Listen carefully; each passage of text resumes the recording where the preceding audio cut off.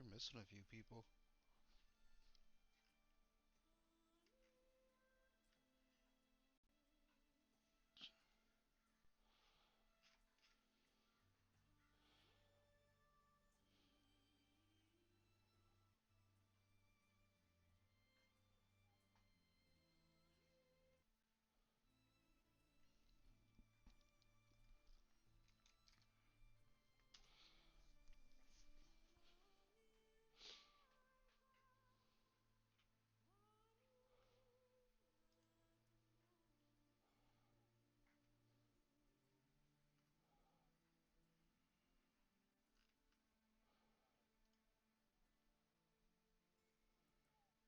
All right, looks like we're down 3 people.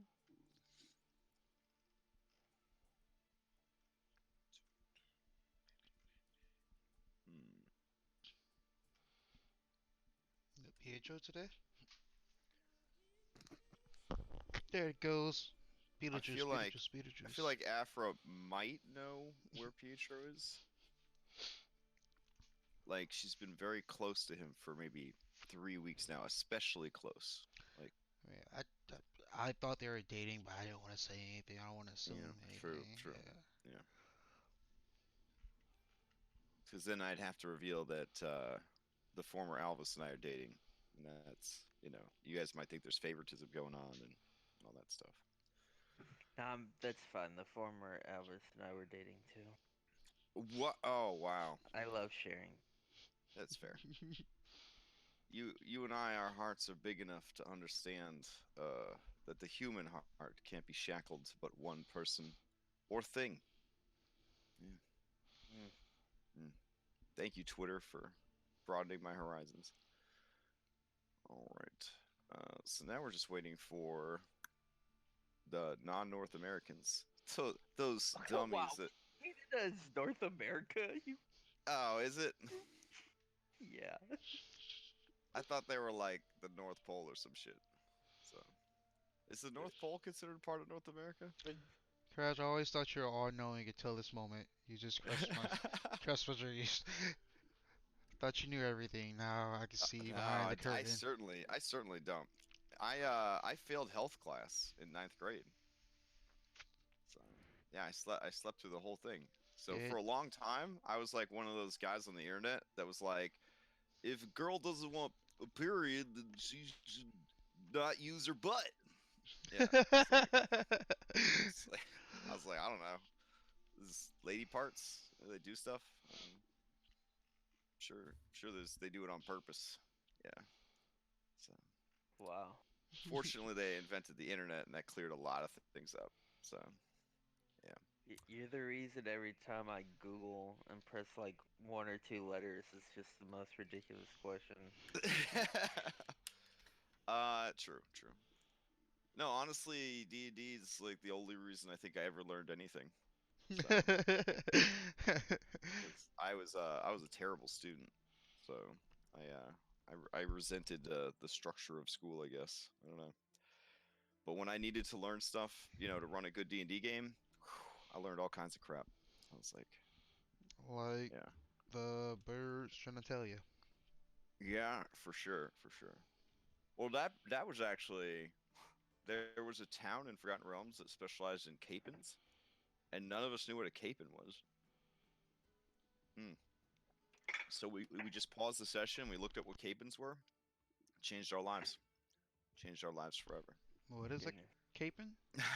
A capon is a boy chicken who has had a person go up its cloaca and uh, and chop off its internal ball sack so that it will grow to exceptionally rotund size and flavor. And Huh. therefore there is actually a job where you where you're Wait. basically neutering male chickens to turn them into tastier than female chickens. Damn. Yeah. Yeah. I didn't want to know that. Yeah. It's one of those things that once you know, you can never unknow. I There was mean, a the guy same in is the true for town. pigs. Yeah. Wait, what? What happens to pigs? No, the same is true for pigs. There's such a thing called boar taint. Yo. It makes the meat taste bad, so you neuter pigs before they go through puberty. Wow. Yeah. Humans are the real virus, et cetera, et cetera, et cetera. All right. Yeah, if you really want something messed up with food, look up what ortolan is. Well, I only eat Cadbury cream eggs now. My fruit bowl is already half empty, which means I've eaten like 30 in like 5 days or something. Which is, So I guess, 2.5 pounds. Yeah. I was amazed when I saw them on Amazon. I was like, that's not real. I was like, I'll just order it to see if it's real or not. And man, that shit showed up, and it's like they're super fresh. I felt like I was setting up a display at a store. I was like, this is amazing. I look over it and it gives me peace of mind. Like, I guess it's my toilet paper. You know, I look over and I see all those Cadbury cream eggs. I know nothing bad can happen. That was so fucking random, Crash. What are you gonna do when you're down to like the last 5 and I've every already time ordered you take 60 one? more. Oh. That bowl stays full. That's the new house rule. So. Anyways, we will just play without Great Britain. I hope that Great Britain has not fallen into anarchy and decay. I have watched all of Luther, so I know just how bad it could get over into Great Britain. So, if you haven't seen Luther, that's a good awesome show. That is an awesome show.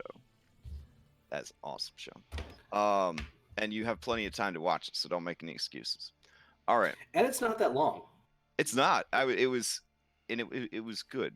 You know, like, I was okay with it being as long as it was. But then everybody on it got famous, and they were like, "Yeah, sorry, BBC, we got American money now." So I'm gonna go dress up as an anthropomorphic cat. It's like, well, you do you, baby. You do you. I got room for you in my Thursday game. Yep, that's where all my furries are. Okay, sorry, I'm being too silly. Let's get started. Okay. We'll play a little bit extra to make up for our waiting around here. So, last time, Evil Tides of Saltmarsh Sun, you guys journeyed inland, leaving behind your brand new and totally pimpin' ship to go and take care of some business in the city of Daggerford. You arrived in Daggerford and set yourselves up some fake identities as visiting nobility ? Possibly just posh merchants. And now you have gotten a night's sleep. You have sent your hired or contracted infiltrator to try and discover some entrances to the Daggerford Keep, and you're trying to figure out your next move. So the sun rises, and what is your next move?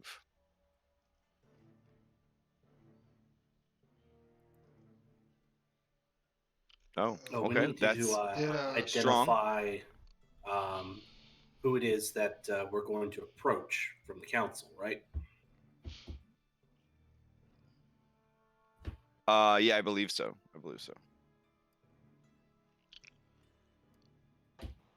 Now, last I heard, you had considered going to what, location 14, the Guildmasters Hall, and just straight up trying to get a meeting with some of the Guildmasters, or are you trying to be a little bit more subtle and find them like independently on their own and talk them up? Well, individually is probably better. Okay. And I don't know. Yeah, Do we? I think we were trying to be more subtle, just find rumors on like which of the council may not be happy with Duchess, and then maybe trying to perch them in secret. What are we saying looking to draw to do? To He's scout ways looking into for the entrances into the. Yeah, we need to figure out if there's a way for us to maybe not get in, but certainly get out a body, because we need to make the Duchess disappear.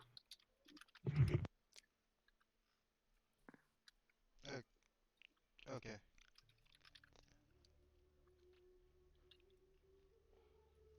You guys, Surge is right here.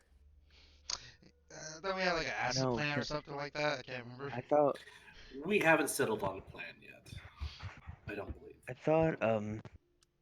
We decided that Surge makes things like explode. I'm pretty sure that like we need to completely I mean, explode on the cellular level. That is literally completely gone. if that's true and it'll work, and she won't be able to be resurrected, I'm fine with it. Finally gives Surge some flavor. He'll be so happy.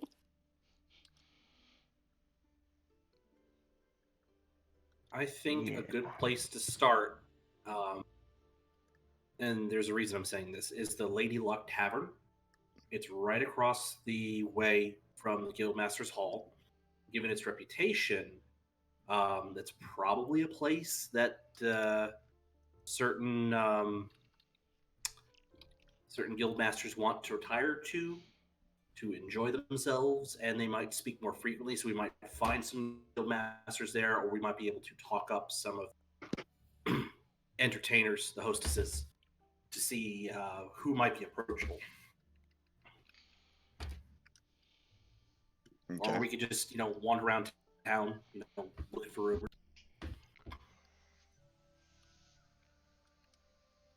All of these sound pretty legit. I'm just you could also be a bit more abstract about it and just kind of declare that what kind of information you're trying to get, and we can just sort of skill check it and see how that goes. Yeah. Like, we're trying to see who hates the goddamn Duchess. I don't think Or we're going to find out any- who hates any her, but other who might political be politically tensions. opposed. Yeah. Okay. Any political tensions that can be exploited. And Davian's just listening in the taverns to see among more of the common folk if there's any rumors or anything going around about her. All right, fair enough. Yeah. So you guys pick up some names as you are asking around about some of the different council members, and you start to realize that the number of council members is somewhat staggering. How many there actually are. But I can go ahead and give you a list of some of the names that you've come up with. Hold on.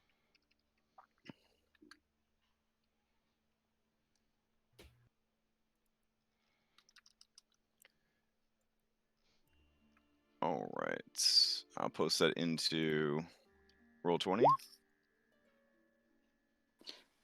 Oh my. Yeah. Yeah. And that's just the more prominent ones. There are, of course, people representing smaller, more specialized guilds as well.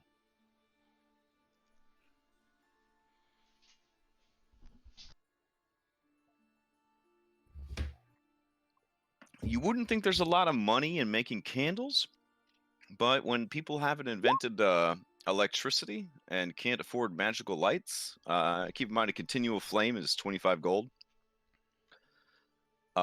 You do make some money. Somebody's got to light all of those Skyrim dungeons after all. So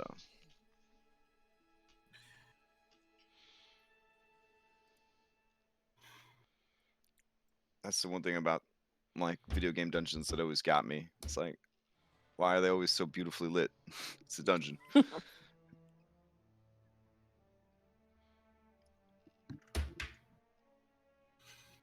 Are there particular parts of the economy that are stronger than others? For example, is this more of a Well, Fox DeClaire is head of the quote-unquote entertainers. A little bit more digging into that reveals that they are also in charge of the prostitution trade and essentially the tavern owners, and handling traveling entertainers that come to and from the city. A further investigation of that reveals that they also, through those avenues, are able to broker in information very, very easily. And through that, you discover that Fox DeClaire is one of the favorites of Lady Daggerford.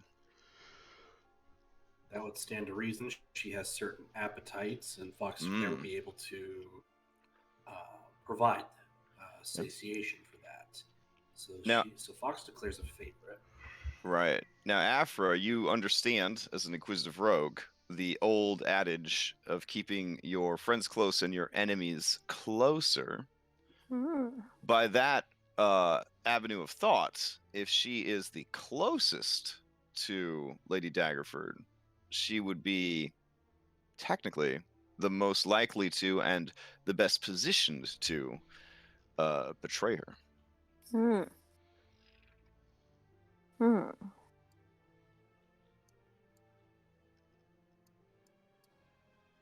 Okay. Okay.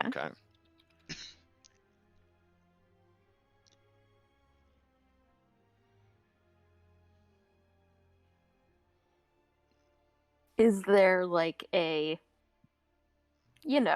local newspaper with an opinion page? Woof. Daggerford does not have any formal print, but they do employ young men and women with loud, clear voices to go about and share the good news. But it's only the good news. It's not the bad news. Yes, yeah. Okay. I mean, I would say if they had like a logo, it would be some sort of vixen or vulpine type creature. Like that's the sort of news they like to put out there. So. Okay. News that has been properly seasoned and prepared for the general public. Yes. Yeah. So like fake news or? Oh well, I mean, it's it's good news. Daggerford's doing great. That's generally what the news has to say. And their stock markets has never looked better. Yeah. That's for sure. In all truth, though, they are doing economically very well right now. So, I mean, they, acquisitions, growth, that sort of thing. Plus, the more you ask around, the more it sounds like everyone in Daggerford does not view the acquisition of Saltmarsh as a maybe, but as a when. And a lot of business deals are being set up with the notion that within a year or less, Saltmarsh will be a property of Daggerford. Okay.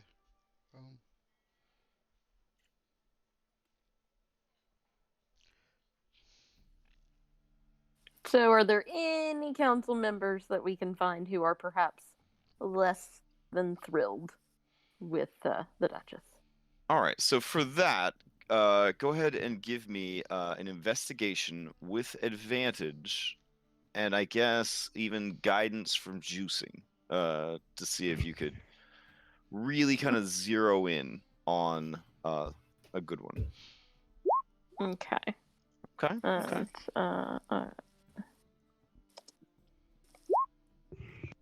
so 19.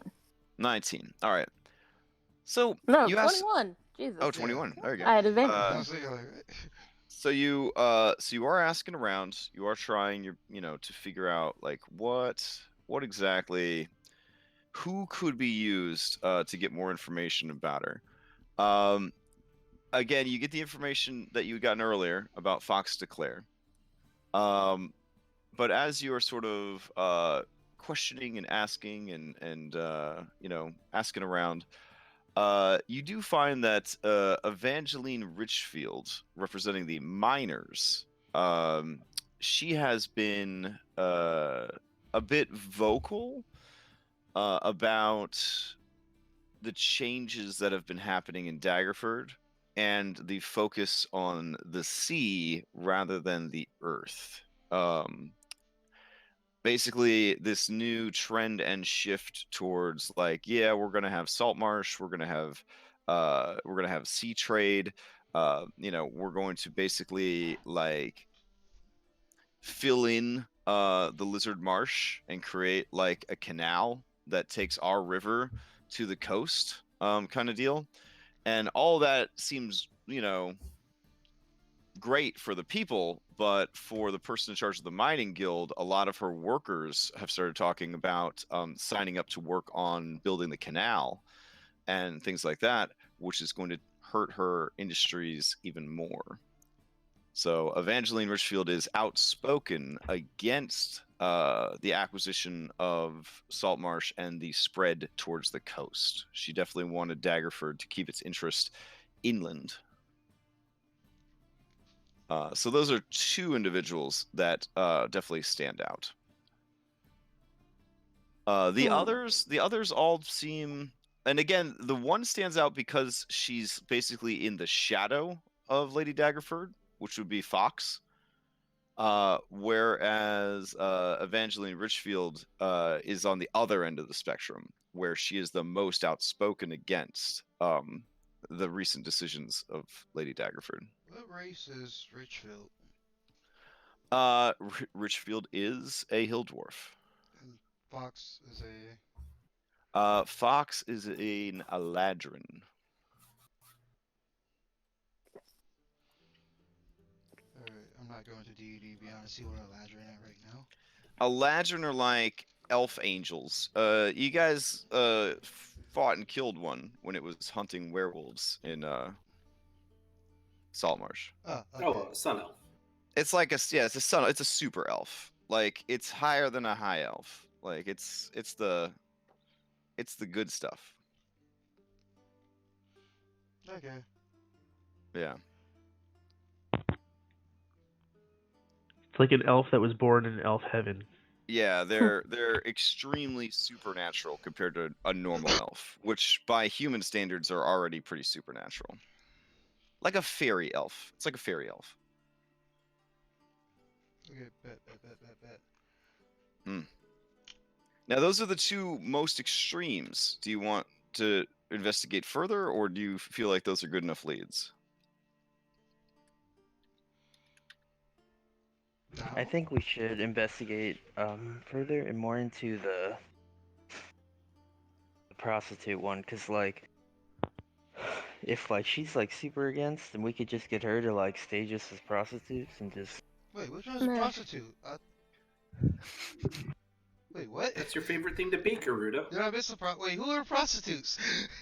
The entertainers, Garuda. No, we said Fox. They're entertainers, guys, not prostitutes. Get your mind out of the gutter. You're so sweetly naive. Entertainers. Yes, they definitely entertain Garuda. Yeah, like they put on plays and things. Like at the fair, guys. You guys remember what they did at the fair? They had the little mystery box. You put your hand in, and one may be a medic. That's entertainment, not prostitutes. I Now, mean, you're not in so the- far off on mystery boxes, but Phrasing. Well, in a high fantasy setting, that it's 100% for sure.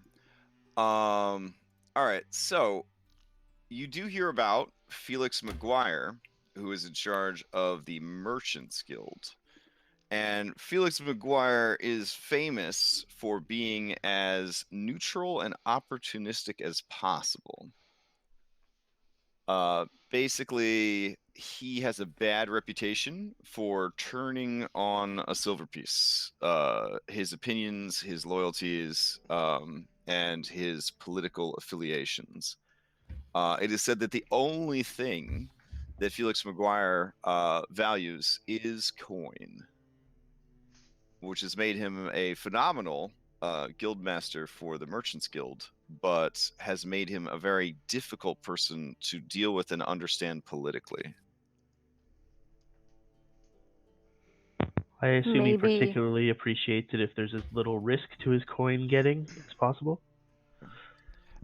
True. Also following up with people who might be impacted by the acquisition of Saltmarsh, Gerard Forrest get ready for this. Guildmaster of the Foresters Guild. He is excited about what's happening because you can't build boats without wood, and he controls most of the lumber trade. So his interest, he does want to remove the Emerald Circle and druids from Saltmarsh because he is worried that they will be problematic to his various woodland ventures. I don't think that would be a good idea for him. I heard they Yeah. have centaurs. Yeah. Also, Mhm. like, if they're planning on filling in the lizard marsh, I imagine the lizard folk are not super happy about that. Yeah. Well, the general opinion of the lizards, according to the people of Daggerford, is that they are animals, and if they stand in our way, they will be destroyed, and we will make boots out of them. Sorry, it's the miners that want to do that. No, the miners themselves are going to go where the money is. So if the talk of building this canal through the swamp legitimately happens, that's where they're going to go because they've heard that's going to pay big money. And who's pushing for that? For the canal? Yeah. Everyone who is on board for the acquisition of Saltmarsh, and most especially, of course, the people who make their money off the river. So basically the guilds. I'm trying to think of the term for river folk. I either misunderstood or there was a misspeak there. So the people who want the canal are the people who want Saltmarsh. They're literally annexed. just called rivermen. All right. Here's the thing. There's a difference between who runs the guild and who's in the guild. Yeah. So, right. So the people who work for the mining guild, right? The actual miners, they've been told, yeah, fresh air every day. You don't have to worry about cave-ins, safe conditions, like long lunch breaks. You don't have to worry about cave-ins. You don't have to worry about Underdark monsters. Totally safe. So they're like on board for like, oh yeah, like when this deal with Saltmarsh goes through, we're gonna build a fucking canal right through the swamp. It's gonna be amazing. The people that run the mines, right? The guild master and the other like people in leadership and people who are invested in the mines, they're concerned because their workers are basically already talking about moving to a different industry. So they're worried that they're going to be crippled. They also worry that with the ease of trade that coastal stuff will bring in, people will be able to get ore and metals and gems essentially from anywhere. Whereas right now, they're doing very, very well. So for the mining leadership, they do not want Saltmarsh to. Correct. Yep. Okay. And Evangeline Richfield, the Hill Dwarf guild mistress for the Miners Guild, she's the one that's been vocally outspoken against the acquisition of Saltmarsh and the decisions being made by the Duchess. Okay.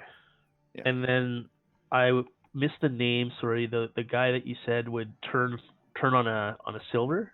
Oh yeah, that is Felix McGuire of the Merchants Guild. I definitely.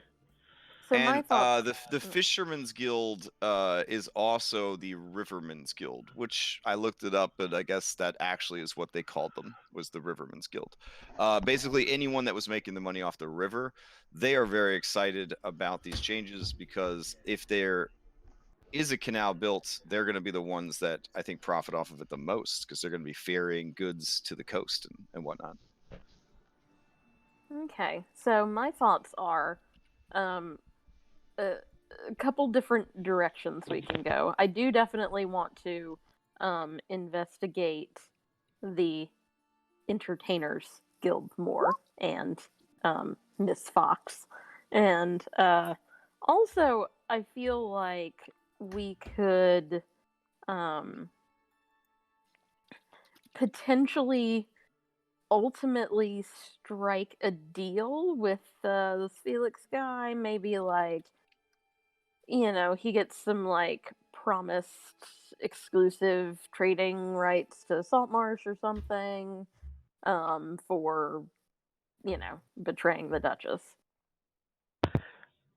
Do we have any idea as to Fox Declare's thoughts on the whole Saltmarsh annexation, like pro, anti, or indifferent? Oh, with your 20 investigation and kind of investing time into this, she publicly supports anything that the Duchess desires. Like she feels that the Duchess knows what's what. She knows her business, and will back her play essentially. She has done research and believes that Saltmarsh is sorely lacking in places of entertainment, particularly of the adult persuasion, and is excited about the business opportunities that will be available to her. Might I make a recommendation? I think our best bets are to look at it from an economic standpoint. Who benefits the most from maintaining the status quo? And also who would be least impacted or most impacted if things were to stay the same. While the Fox Declare, while she may benefit from, organizing the sex workers in Saltmarsh, she would also benefit from being elevated to a position of leadership in Daggerford. And then with the Richfield, Well, she already has a position of leadership she's in she's a Daggerford. yes woman. Mm. Just finish the idea, please. With the Richfield individual, they don't want to change because they're looking short term. They're thinking, I don't want to lose my workers out of the mine. Long term, they benefit, but short term, that's clearly where their thoughts are. If we really want to get a feel, why don't we approach and definitely not make any promises? Let's, as a new holding company, scouting out the landscape, let's invite each of them to a meal. Afra does her insightful rogue thing, really gets into their head, and we can see, okay, are we going to approach Richfield and see if that's our in, or are we going to go through Declare, try and get invited to a sex party, use that as an opportunity to off the Duchess, and then Declare is, elevated to a leadership position. I think I just heard fancy dinner party, and I'm down for a fancy dinner party. Well, that's potentially the end game, but I mean that's what I'm thinking. Is we start off by meeting for a meal, sussing them out individually, and then figure out where do we want to take our next steps. Yeah. I've got Because a similar idea, but if one we that go through this McGuire fellow, he's going to find out what we're up to, and he's just going to sell us out for more. Maybe, maybe not. Depends I on. view him as like a little finger. He is looking for where am I going to make the most money out of this deal? And because we're not in a position to name drop Lord Primewater, Yeah, we are. I don't think that's a good idea. He wants his name out of it. I think we should keep his name as far away from this as possible. I don't think he wants involved at all. No. So we have to appeal to their greed without making, promises. And the only way we can make a promise is if we invoke a certain name, which we really shouldn't. No, we've got a lot of leverage here that, potentially, like, I like your idea, but I think that there's a way to do it with less exposure of us, Mm-hmm. and a little simpler as well. Okay. So, but along the same lines, like kind of with the same players. So we have Fox Declare, the yes woman with the entertainers. We have Evangeline Richfield, who's the anti-annexation of Saltmarsh. And that's probably who, when the dust settles and we have somebody ideally gaining a stronger voice in Daggerford, we probably want that to be Evangeline Richfield. And my thought is that we don't, in no way should we be seen as approaching either Fox or Evangeline. We should rely on our tabaxi friend to find us an in and out from the grounds, and we should treat with Felix McGuire and make an arrangement with him in which, should certain events occur, and we kind of keep that on the down low as to what events those are, but he will know them when they happen, and he will see an opportunity that he should speak in favor of and provide an alibi for a certain mining guild leader.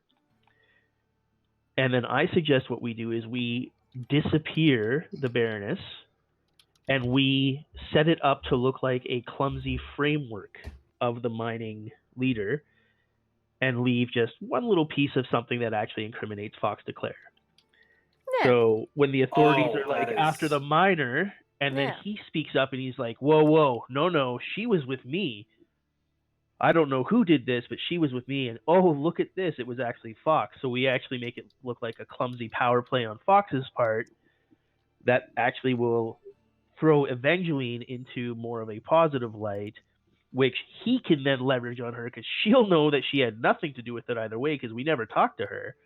She'll just know she was incriminated and he saved her ass, which means she owes him big. And if she's the new top voice in Daggerford, that would be why he wouldn't betray us. Because A, we wouldn't give him enough information to betray us with, and B, it is very much to his benefit.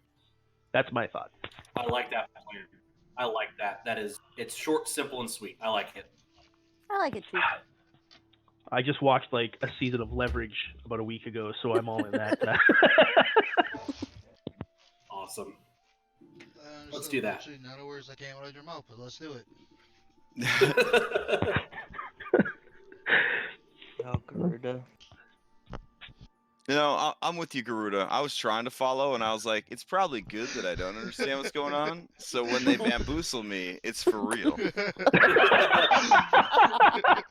I'll do a quick like point You don't have form to, write up, I and I'll trust post it in you. the Discord. I trust you. We got No. this. Like, take advantage of the fact that I have no clue what's going on. This will be good. All right. So it sounds like you want to speak with people individually. So your range, is that correct? We want Only to speak Felix with now. yes, only Felix. Okay. So you're going to arrange a meeting with Felix. Okay. What is the pretense of the arrangement? New holding New in company. town looking for allies and into the local economy. Okay. I mean, he is the head of the Merchants Guild, so any business we want to do, we would have to go through the Merchants Guild, right? Yeah, true. And again, I said there were a lot of guilds, so the more you learn and the more asking around you do, just the deeper the rabbit hole goes. You find out that there is an Undertaker's Guild, that there is a Priest's Guild, that is headed by a Paladin of Lathander. So yeah, like there's just more and more and more of these as you are kind of asking around. You're starting to wonder, like in my area, everybody's a volunteer firefighter. And it gets to the point where you're like, is anyone not a firefighter? Like, you're starting to wonder, like, is anyone not a guild leader? Like, is there a guild literally for everything? Is there a guild for people that change out the chamber pots? Like, how many fucking guilds could they possibly have here? Let's not underestimate the use of the Chamber Pot Guild, okay? Because like Yeah, fair enough. when shit goes down, that's who you want in your Oh. corner. Wow. Okay. And there is, of course, a Lamplighters Guild, but they are not very influential. So, yes, there's a guild of people that light lamps. Because, again, there's no electricity, and magical lighting is expensive. Are the Lamplighters also the Chippy Sweeps? Do they sing happy songs? I'm just saying that people could be in more than one industry, you know? Like, this is a capital, you know, there's some capitalism going on. If you want to have more than one job, more power to you. But yeah, there are chimneys that do need sweeping. This place does get cold in the winter. All right, so you track down and arrange a meeting with Felix McGuire. Where do you want to meet? Do you want to meet on, let him choose the time and the place and the terms, or do you want to set them? I think the only condition we would set is we would like a place of relative privacy Okay. to discuss sensitive business matters. All right.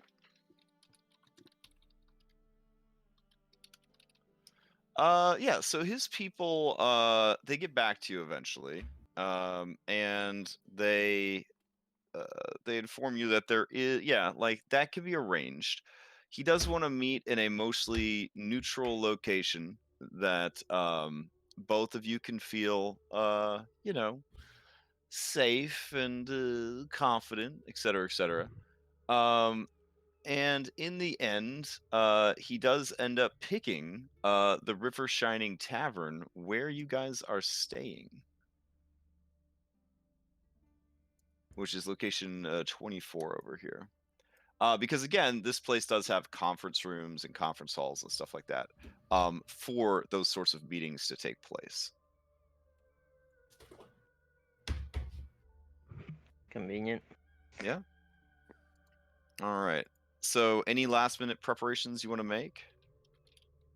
I'm just typing up something in strategy to put out go to for it. Jenna or Afra for kind of the points that the plan would like to get across to him.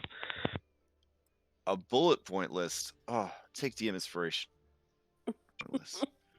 Yay! I already have one. Could I give it to Jenna?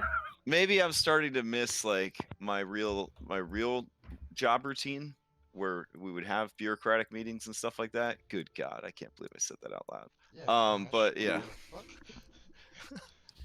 I don't know. I've been a bureaucrat for 10 years now. I'm starting to kind of take comfort in it.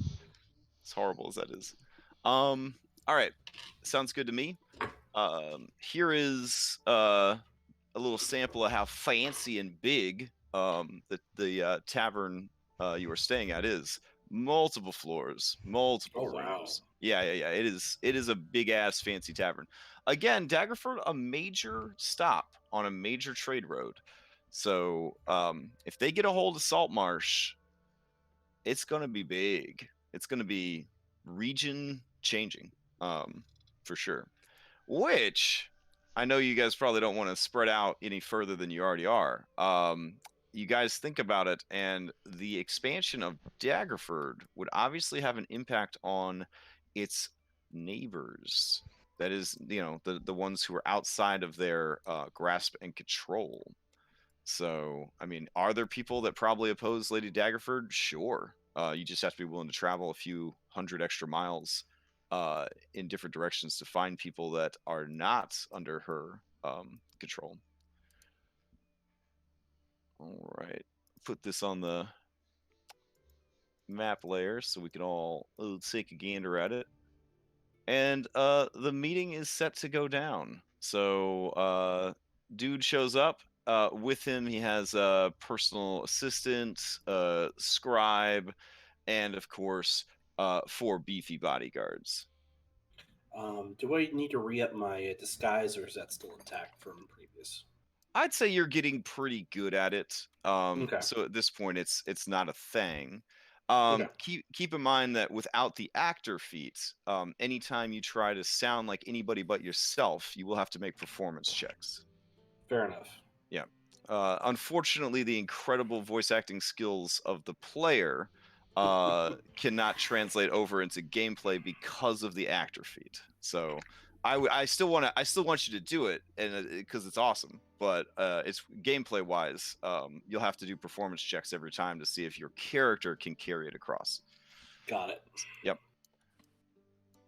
Otherwise, the actor feat gets devalued, and then I have bards calling me up because they all represent themselves in court because they're proficient in every skill, and they all think they're lawyers, and it's just a whole thing. So, and if it Before all we fails, begin- they'll just seduce the judge. Before we begin, Garuda, you are looking dapper in your outfit and should continue to look dapper sitting alongside the rest of us, but not talking.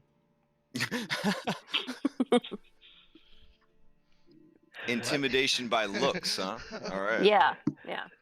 Yeah, so it does take the better part of the day to learn that additional information and to arrange a meeting with this guy. So you guys are kind of meeting for like an early supper. So about 5 in the afternoon.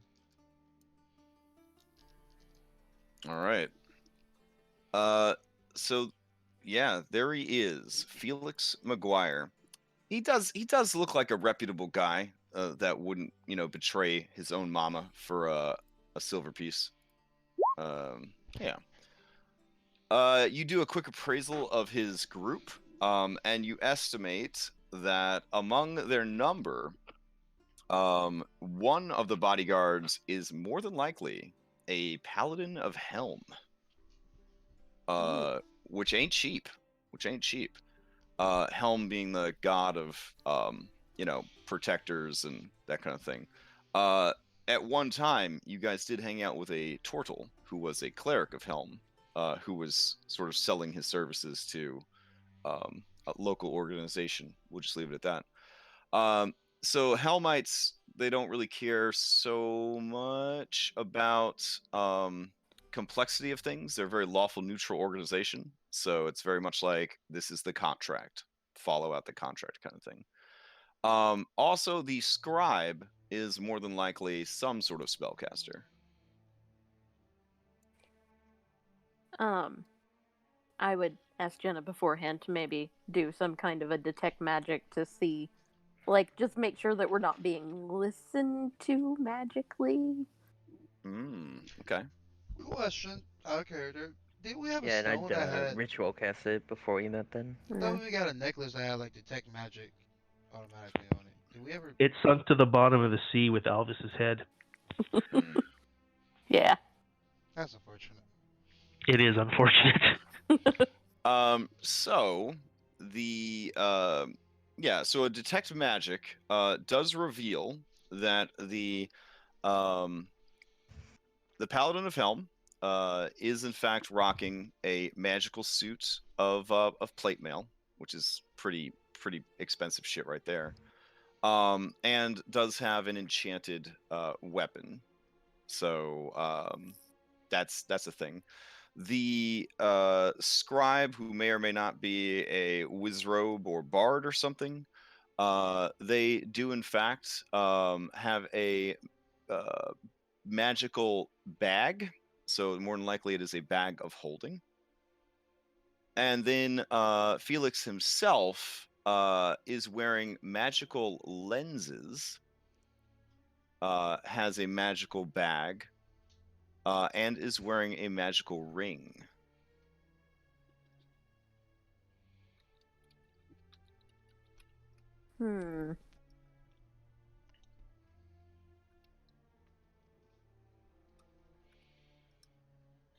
You say lenses, and I think of those night vision goggles. Oh no, they are literally contact lenses on his eyes. Oh, okay. Yeah. My bad. Which Jenna, that is a huge indication that this is some good magic items, because only like wizards and artificers even kind of deal with that nonsense of putting things on your eyeball. Disgusting. Yeah. But I mean, if they're not doing anything to like magically listen in, then I wouldn't like even make any like notion about it. She knows like Yeah, the strong creative or people true, so. would have. Yeah, they more than likely their scribe is taking in your guys' measure as well, sort of thing. Because you guys are getting to that level where people have resources and they use them, kind of thing. All right. So Felix kind of nods at all of you. The door to the private meeting room is closed. His guards each stand in a corner of the room, and he is flanked by his assistant and his scribe. He motions to the opposite side of the table for you guys to sit. We will sit. I will kind of sit in the middle. I would sit on her left looking super fucking fancy.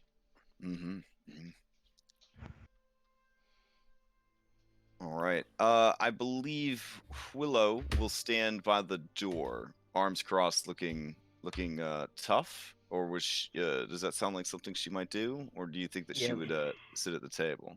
I don't know. I think She that's got a fancy dress last Yeah, time we. true, Yeah, she true. did. All right. We will have her sit at the table, and then who were the two that were going to be pretending to be guards? Was Pietro and Davian, but I'm in the back. I don't know if is Davian. Are you like sitting in a chair away from the No, group? I didn't realize we were in a private meeting room when I typed that into chat. Thought we were in the Oh. common room. So I will. I'll stand by the door.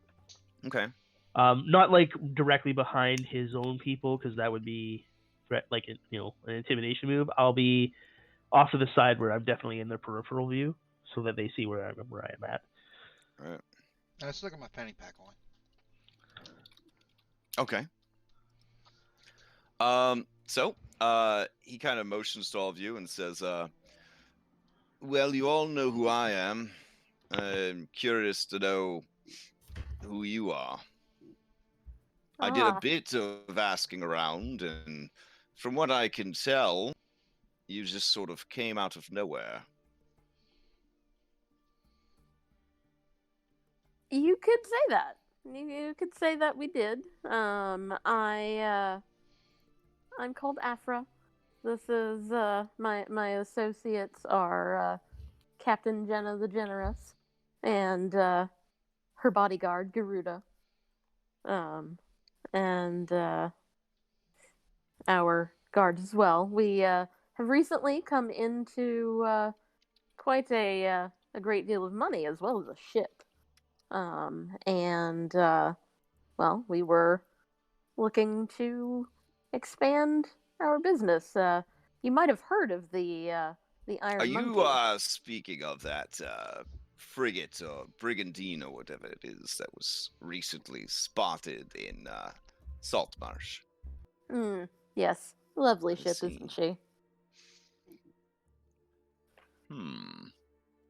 He does seem very interested, because apparently that's a big dick enough ship that they're already talking about it in Daggerford. Yeah. And we've found ourselves with some interests in Daggerford. And looking Many to have interest in Daggerford. yes. We were hoping to get a little bit of the lay of the land, as it were, from someone who clearly knows what is going on. Like, do a little half bow. Okay. Give me a persuasion, just to kind of set the mood for how this was all received. Okay. All right. He blushes just a little bit and says, your honeywood words do not fall on deaf ears. I appreciate the compliment. Daggerford is poised for greatness. By each passing month and year, we grow in strength and influence. Soon, Daggerford will be added to the ever-expanding collection of territories. And once we have access to the sea, well, the rest of the coast will soon follow. I'll raise an eyebrow at that. Interesting. So you are interested in Saltmarsh then? Who wouldn't be? After all, I do represent the best interests of the merchants of Daggerford and the Daggerford Collective. I want them to grow and prosper. How better for merchants to grow and prosper than to control both the land and the sea? Indeed. You are not wrong, sir. Daggerford will be the center pivot point of the Sword Coast and the North. Now, your Indeed. ship is quite large, and recently acquired, you could do a great deal of trade with a vessel of that size. How do you feel that the ship is uh, prepared for the dangers that lie at sea? A ship that large would attract quite a few greedy pirates or diabolical monsters.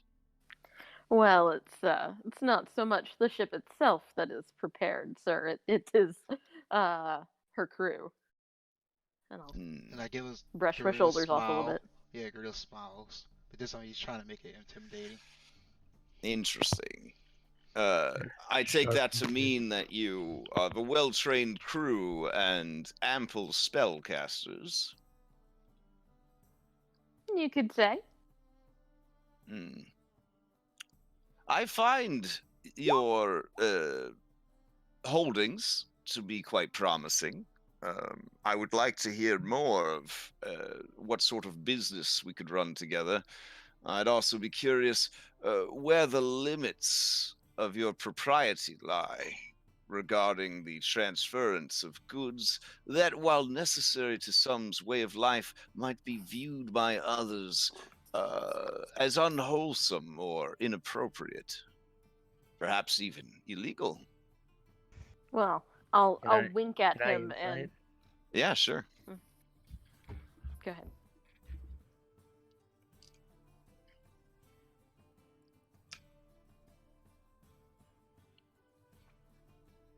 Jenna grinds her teeth as she tries her best to insight this guy. I tried my best.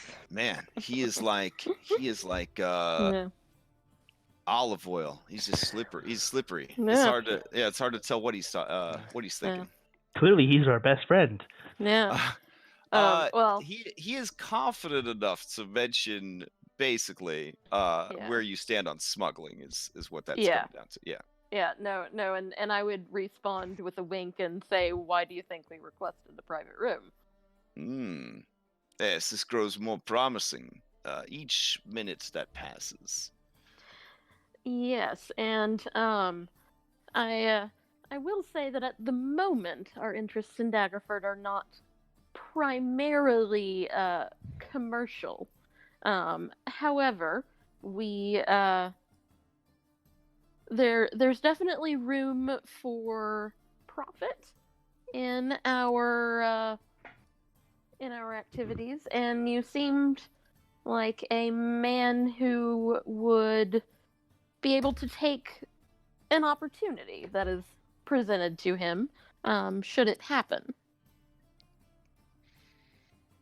Hmm. Yes, that is the sort of man I consider myself. Yes, You so feel the need to seek me out first as you come to the town.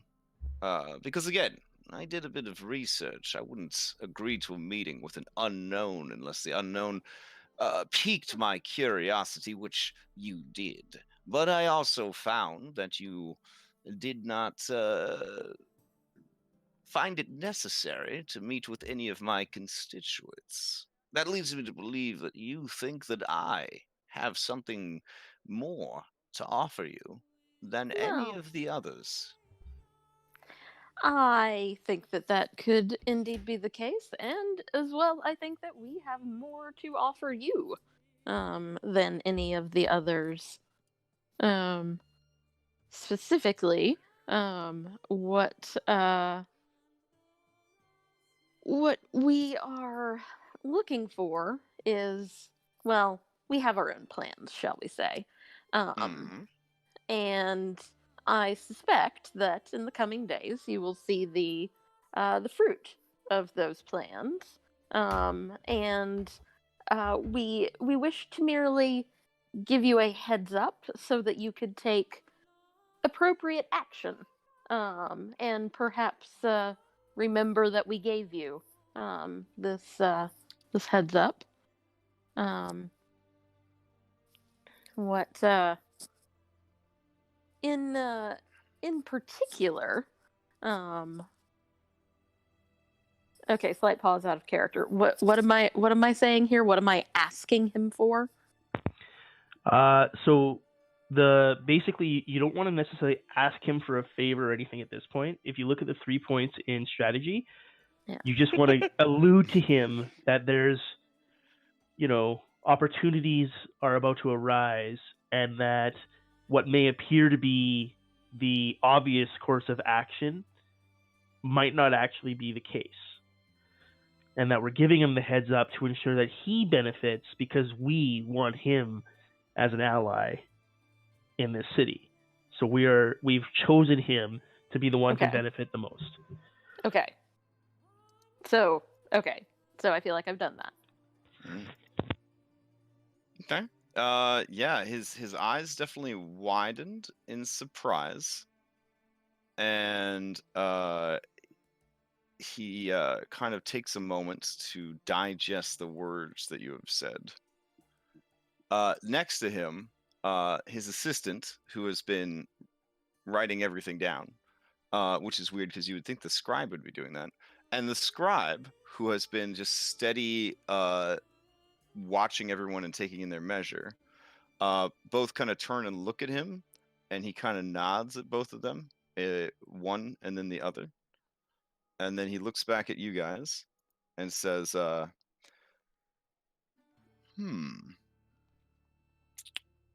it sounds like you've come to town for a bit more than the normal business arrangements.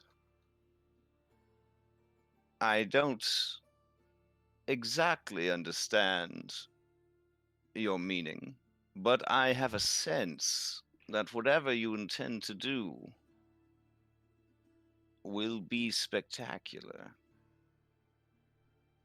I good. am once again flattered, this time because you felt confident enough in my interests to bring me in just a bit on what is happening here. You must have done your homework. I will maintain a healthy discretion, but only if you are winners. For you Well. see, there's no money to be made off of losers. Oh, we wouldn't have it any other way, trust me. Of course. He kind of raises a hand to his chin for a second and says, if you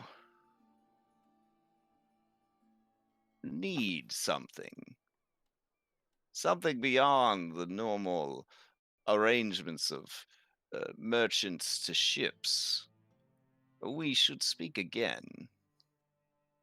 I will assume you are possessed of the means necessary to do this, or you would not be attempting to make the change that you wish to see.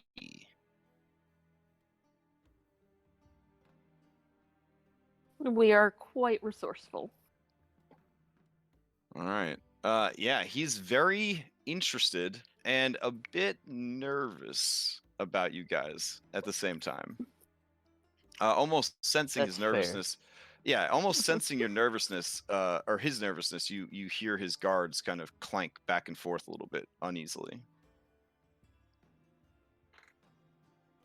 Well, it has been a fine meal and a finer meeting. Is there anything else that you wish to discuss? I'll kind of look around at the others.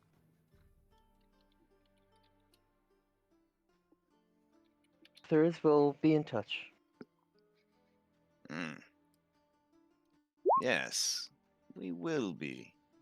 We will be one way or another. All right. And so he and his crew head out.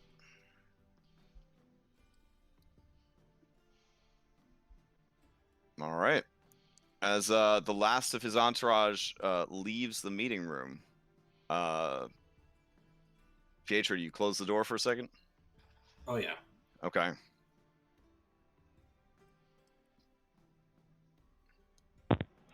We Excellent definitely work, piqued his Ezra. interest. Mm-hmm. Yay. High fives all around, guys. I feel like So- he was scared. Everyone is scared when talking to us. Well, adventurers are notoriously unstable, and they do, one way or another, instigate change in the world. Yeah, and these are people who generally make their money off of stability. The reason, though, that I was thinking he's a good one to go with is that he strikes me as the type who would understand that in chaos, people who, it's like insider trading. If you know what's coming, or that at least something's coming, you get a heads up, you tend to have the ability to profit from it.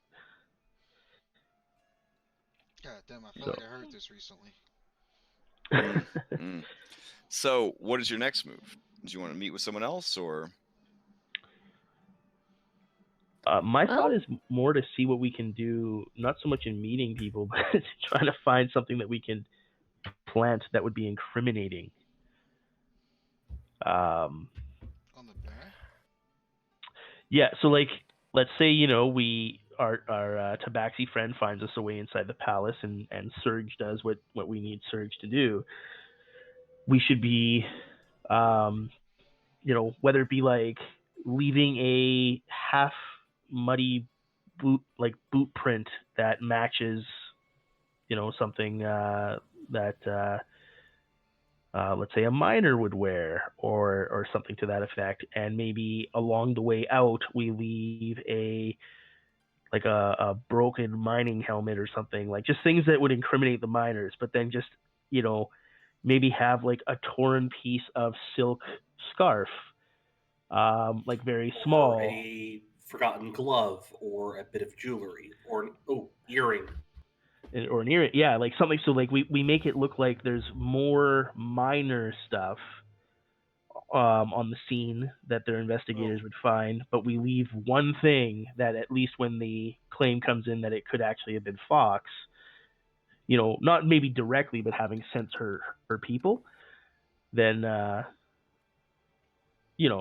then that lends credence to it. But when they basically have a two rivals claiming that it must have been the other because they're both innocent, we pay our friend here that we just made to offer an alibi to the miner, and then that way the person who is totally in favor of annexing Saltmarsh is the one who is implicated in the crime, and the one who actually doesn't want to annex Saltmarsh is the one who remains in power in the council.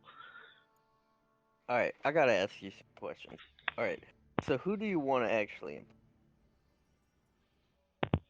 Who do I want to actually? So basically, your plan is to botch job, pin it on the miners, and then actually implicate someone else. And who's the other person that you want to implicate? Fox DeClaire, the entertainers person, the yes woman to the Duchess, because I think it would be for people in a city like this who live off of intrigue. That would be something they can understand, is the yes woman trying to frame a rival who is against the interests that the yes woman wants, which is the annexation of Saltmarsh. So when it comes to, when we reveal that it's actually this yes woman that was the one who did it, it would be believable to these people that, oh yeah, no, that's something she would totally have tried to do to seize power.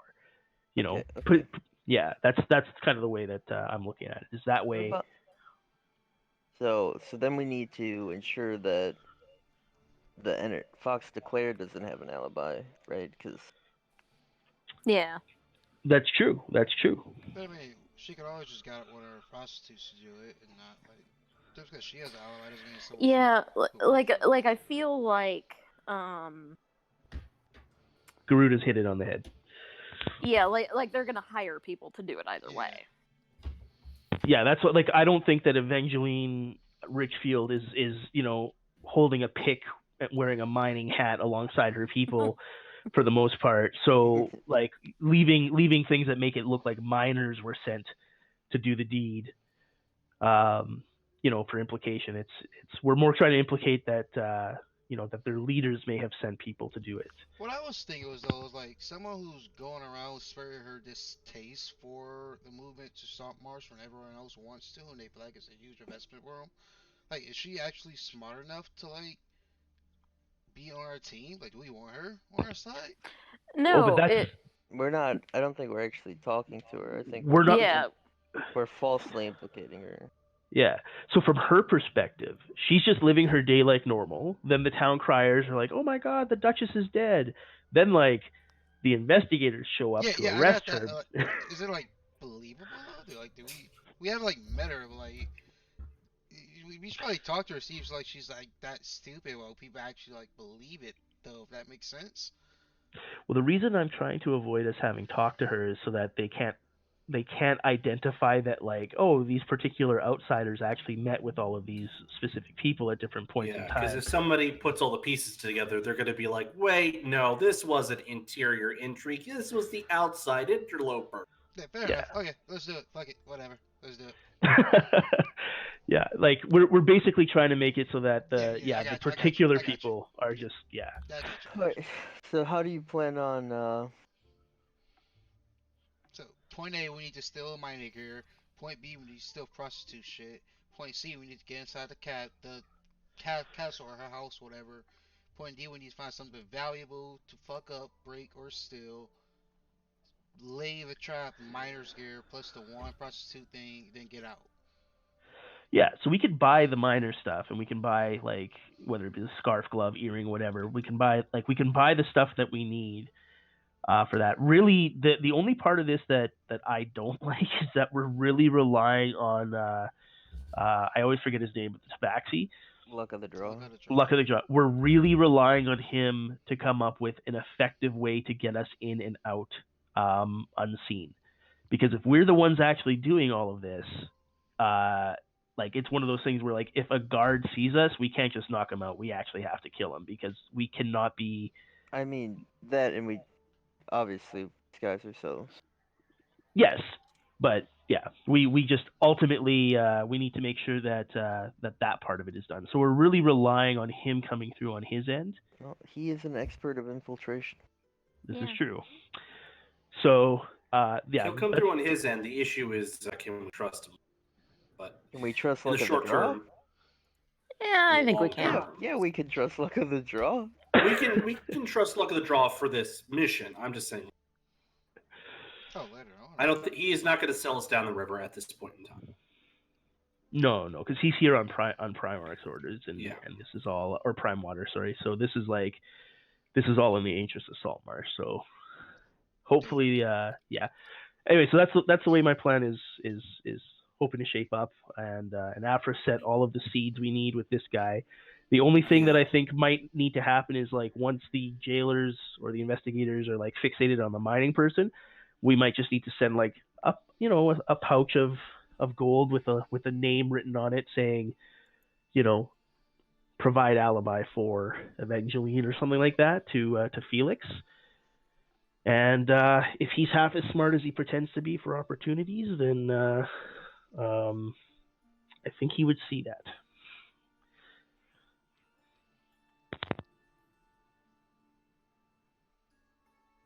You know what might be a good touch, and tell me we can't do this because it'd be too much, is finding out what sort of perfume Fox wears. That's and a have good one. that planted at the scene. It's a subtle thing, but if we spray enough of it in the room, someone might pick up on that, and that's not an obvious clue, and that's not something that someone would think of. I mean, but if didn't we they're just say killing that somebody. we don't expect Fox to be like if Fox were to do it, she would send people to do it, not do it herself. Fox will likely have an alibi. Well, but the idea is still good though. To maybe we could also like try and arrange it so that she doesn't have an alibi, like, kind of lure her out somewhere, or like Hire to you host know, a sex party. yeah, basically, yeah, We also could. What if we arranged it so that a sex party was being held in the Duchess's manor? yeah, And then that way it would also plant like how prostitutes would have gained access. yeah. Because there's no logical reason to expect that minors could have gotten in without being seen. How do we plan a sex Yeah. party at someone else's house? We use it as a gift. Yeah. We approach Fox and say, we want to ingratiate ourselves to the Baroness. She's the bigwig. I understand she likes parties like this. Can we pay for you to host one? Yeah. Okay, let's do it. Yeah, let's do it. Do we have the coin to do that, though? That's the question. I don't know how much one of these would cost, but Is there someone we could send to inquire? Because I feel like this would be best handled by Afra and Jenna by themselves, because they're not necessarily going to. I think the whole party going would be a bit much. I think if Afra and Jenna went and talked to her and were like, we want to. So you guys want we us provide a gift, let's do to this. plan a sex party for someone else? I'm not saying we plan it. I'm saying you hire her to plan it. Too, like, you let us sex okay. I still want to try and avoid I having think that high visible crew. Yeah. I think me and Afra would be better at disguising ourselves and posing as exotic prostitutes passing through. Everyone, someone that bird, like So it is public knowledge that the Duchess does have certain tastes. Yeah, right. At the same time, Sword Coast of Forgotten Realms is a very liberated place, right? There's not a lot of Puritan values holding them down, that kind of thing. But also, there is sort of a balance between doing something and making a big to-do about doing something.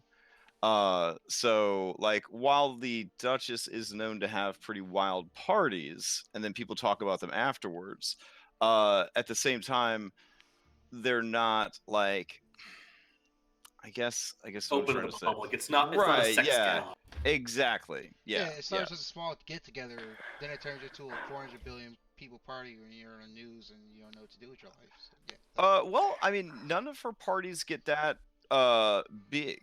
Like, she does invite key nobles and political figures and those that she is interested in. It is said that she is a patron of the arts. So if there is a bard or some other performer that kind of catches her interest or whose reputation catches her interest, she does sometimes invite them to the property. So that's another avenue to possibly approach as you kind of learn more. I think at this point you might want to learn more about her habits. While it would be we could potentially do it at a party, kind of. Well, for example, everybody liked pizza, but if unannounced, a delivery person showed up at your house with 30, deluxe pizzas of every flavor, you would be suspicious. Yeah, you'd be like, where did these pizzas come from? So what I'm suggesting is okay. So you want us to implicate Fox DeClaire, right? So why don't we disguise ourselves? Go to Fox DeClaire, advertise ourselves to her as people the Duchess may be interested in, and then Fox DeClaire puts in the house for an exotic meeting, and then we do the deed under disguise and escape. That in itself will aid us in implicating her. Because then it also would be her who, if it's Fox that sets up the party, and then which reinforces the notion that it might look like a frame job because the miners would have had no reason to be there. But look, a whole pile of like Fox's people happen to be on a different floor of the thing at the time. I think Jenna just one excuse to wear lingerie. I mean, have you I seen mean, Jenna? yeah, Are we opposed to that? I'm getting custom character art right now.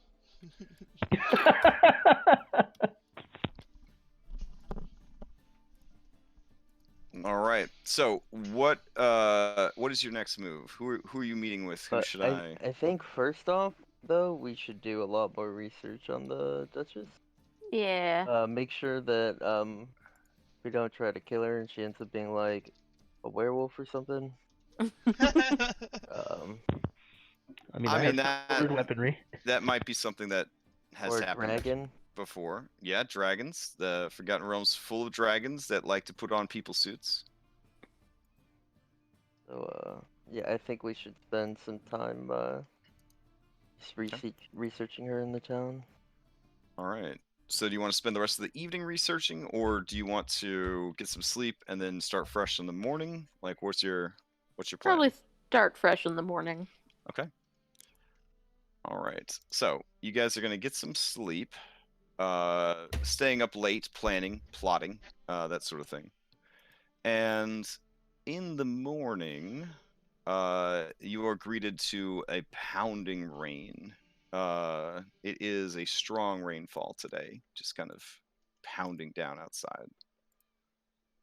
All right. Beyond that, I don't think you guys have any other plans or arrangements that you have to deal with. So, yeah. You just kind of start asking around specifically about the Duchess to try to get more information about her. Less about her political standings and more about just her as a person. Yeah. And I'm Okay. go like try and find books, researching like her family like line and lineage and everything. And Okay. Let's see. Let's split into, we'll say, 3 teams. So 3 of you can make checks with advantage to represent the 3 members of, or the 3 different teams of Scooby-Doo investigators trying to find out information. So who's the first team, and what info are you looking for? / what means are you looking for? And you could just say any information, that's fine. If you're more specific about it, that can of course change the information. I'll be team 1 with Willow. Okay. And yeah, I'm just gonna like go to like the libraries and like there go is deep into no books on the lineage. there's no and stuff. public library, but there's like 2 private libraries that you could essentially pay to access. Yeah, I'll do that. Okay, sure. And the cost at your level and wealth is somewhat negligible, but if you are tracking that kind of stuff, I believe it comes to like 5 gold an hour to access the library. So, all right. Go ahead and give me a history check. Would probably be the first place to start. Yeah. Okay. All right. Well done. Yeah, so you may have already heard that Morwen Daggerford had a brother, and that he was a bit of a loose cannon. He started as a very just and successful ruler who took over for his parents when they passed away.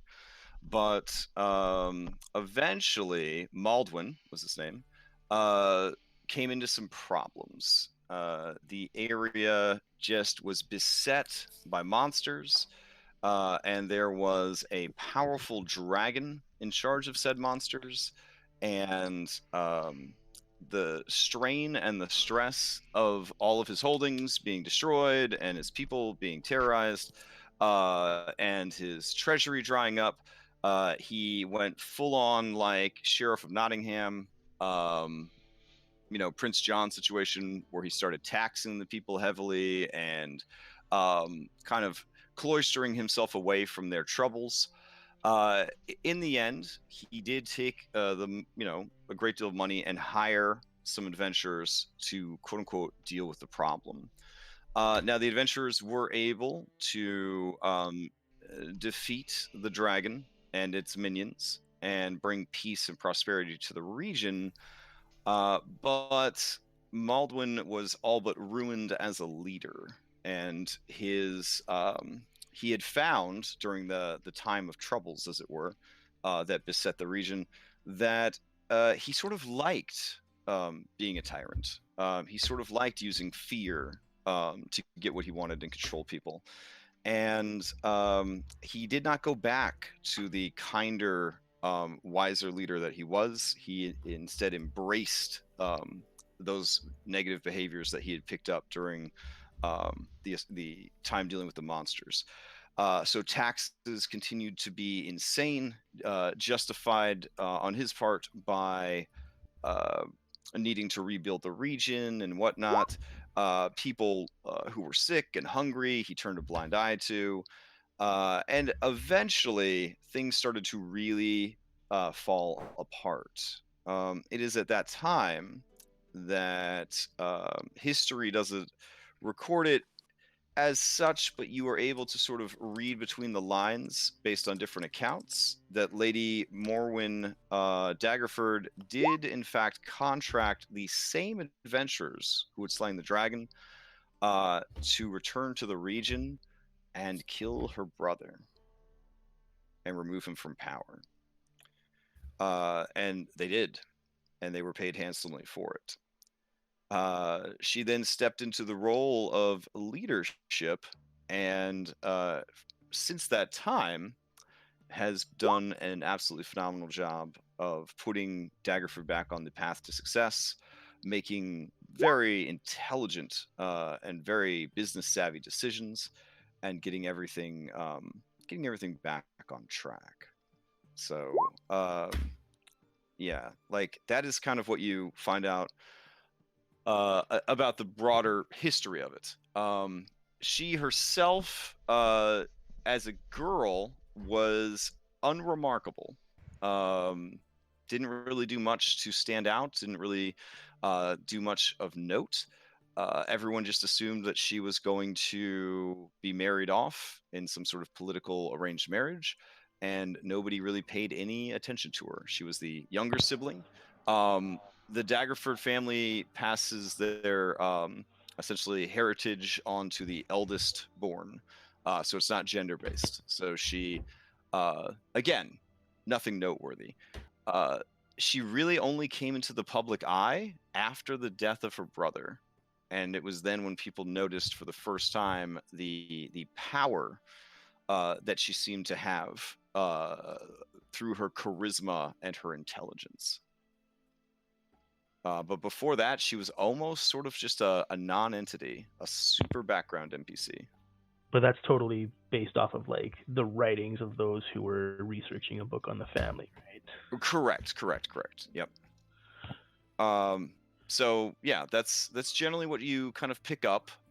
Historically, before that, the Daggerford family has been in the region for a very long time, especially by human standards. And they pass ownership of the Dutchy down through the family tree, essentially.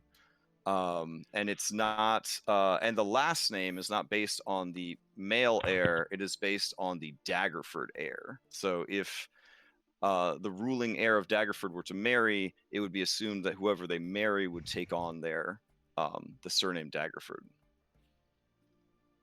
So, Okay. yeah, it was founded, I want to say 400 years ago or so. So it's a lot of history again for a human settlement.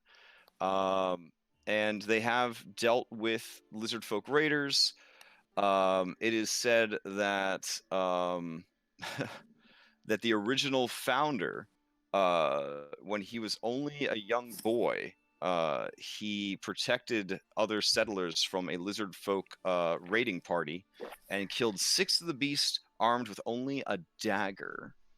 It was after this battle that they plunged the dagger into the riverbanks and said, "We will travel no more." And that is where they settled the city of Daggerford. It's where that dagger was plunged into the ground. All right. And the original founder was a boy named Tyndall, and he had no surname at the time. And his founding of the town led to him becoming an incredibly prosperous merchant, etc., etc. Actually, I'm reading this way wrong. This town is super old. It's like 1,000 years old. My bad. Oh wow. Yeah. So by human standards, it's been here for a long time. And then you keep reading, and there's stuff like how they endured a terrible year where magical winter was taking over everything. At that time, Duke Conan, that's a cool name, was in charge of things. It just keeps going and going and going. There's years where they had to deal with trolls and that sort of thing. They did eventually create a sewer system, which the town is still on the fence about. It lowered disease and made the city a cleaner place, but at the same time, it's expensive to maintain because in Fantasyland, sewers constantly fill up with monsters. So they have to constantly hire adventurers to go down there and clear out the sewers. Yeah, so things keep going. It is rumored that there is a strong Zentarum presence in the city nowadays as well, which kind of speaks to possibly its new prosperity, which also perhaps means that the Duchess is in league with the Zentarum. All right. Okay. So that is all the stuff that you come up with. But nothing about any Daggerford leader turning into a fucking dragon, right? That's number one. Well, the weirdest transformation that you read about is the brother went from being a nice guy to being an absolute monster. Okay. And that the sister went from being a non-entity to being a fucking starlet, basically. And both of those do strike you as rather significant changes in people's personalities. Do I expect any kind of like magic at play? Well, you do live in the Forgotten Realms, and you are a wizard from Thay, so yes. Both of those sound like things that would probably have had to do with magic. Most common causes of a change in personality are you have been replaced by something else that is wearing your skin. So doppelganger, others kind of shapeshifter, possession, evil clone. You kind of run through the basics of, that kind of thing. A curse, so vampire, werewolf, some other thing. A cursed item that has caused your personality to shift into a different tier or something uncontrollable. Thanks about Afro. Mm-hmm. The Baroness has definitely been seen in like daytime, right? Oh, for sure, yeah. Okay, we can at least eliminate one of those things. You do also, with your big brain, a wizard class feature, and big brain being another class feature of Inquisitive Rogue, you do with your big brain realize, well, with all of that information and the fact that she quote unquote looks so young despite her age, you are 100% sure that magic is involved in whatever she is up to. All right, this is gonna be fun. Okay. So things that don't age via magic, the grocery list is very large, but she could have made a pact with a powerful entity. Vampires don't age. Max level druids don't age, but that doesn't seem right. Supposedly high level monks don't age, but also seems unlikely. Liches technically don't age, but their bodies look pretty horrible because they get sort of ruined by the transformation into a lich. anything that can shapeshift could look however it wants. We also know that there's a potion that we own that can also There account for is, her lack of age. and that is what the public rumors are, is that she is addicted to those potions. Mm-hmm. Because apparently she feels that she spent too much of her life quiet and in the shadows, and she is not going to let old age stop her from enjoying the many fruits that her labors have borne. Amen, sister. Mm-hmm. It seems So unlikely though that because the potion wouldn't gain the extra intelligence and charisma. now the potions also have diminishing returns in 5th Yeah, edition. Dryad. Yeah, any kind of fey creature is generally immune to aging or ages at a rate that cannot be seen. So I'm definitely skeptical on the notion that she wasn't intelligent or charismatic beforehand. Like I'll wait till we talk to like older servants, because again, anything in a book written about essentially a non-entity child is going to be suspect, because they weren't writing about her, they were writing about the current heir and the current family and people of note, and she wasn't someone of note at the time. That So seems like a lack of charisma to me. Yeah, but that's just it. She didn't make herself someone of note, and then she comes out of nowhere with all this charisma and intelligence. Davian or Davian, which is it? Davian or Davian? Davian. All right, so Davian, who is on team 2? So I believe it'll be it's Davian and Pietro. Okay. And we're gonna try and spend the next day or two, or however long we're doing this, looking for guards and servants that would have been serving during her childhood, and especially any that, if they're still in service, basically to find out what was she like, what are the differences, and what are their opinions on her, just in general. Okay. All right. So go ahead and give me a persuasion check. All right. 25. All right. As you ask around, you find out that more and more, the Duchess employs less and less servants at her estate, which is interesting. And more, the servants that she does employ are seen out and about the town less and less. And this has been a slow but steady rise or fall, depending on the numbers, since she came to power. Did she release, over this time, are the servants that are being released the servants that were the longest serving, or is she kept the longest serving?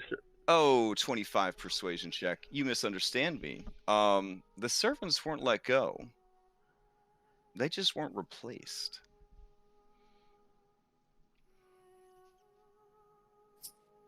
Replaced when what happened to them? Well, a number of things happened.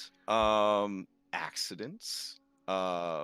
Some just left town in the middle of the night and were never seen again. There was this, small outbreak of illness in the keep. Several people died to that as well.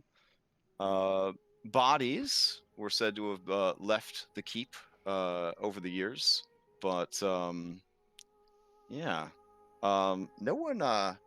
one has quit or stopped working there by choice. Huh. Can I roll perception on DM? I am just providing information. Okay, that's what I'm doing. So,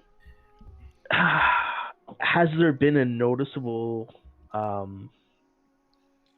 difference in her mannerisms from when she was a child? What was she actually like as a child? As a child, she was kind of just like a chubby little nerd. definitely. God, that hurts. Well, See, I feel attacked right now. Would you- yeah. Well, I mean, look. Let me Cut just that put it out there scab for back you. open. Let me just put it out there for you. She was very much like the discount door prize that some noble was going to end up in an arranged marriage to. Was sort of the take that people had. Unremarkable. Just sort of taking up space. Always in her brother's shadow.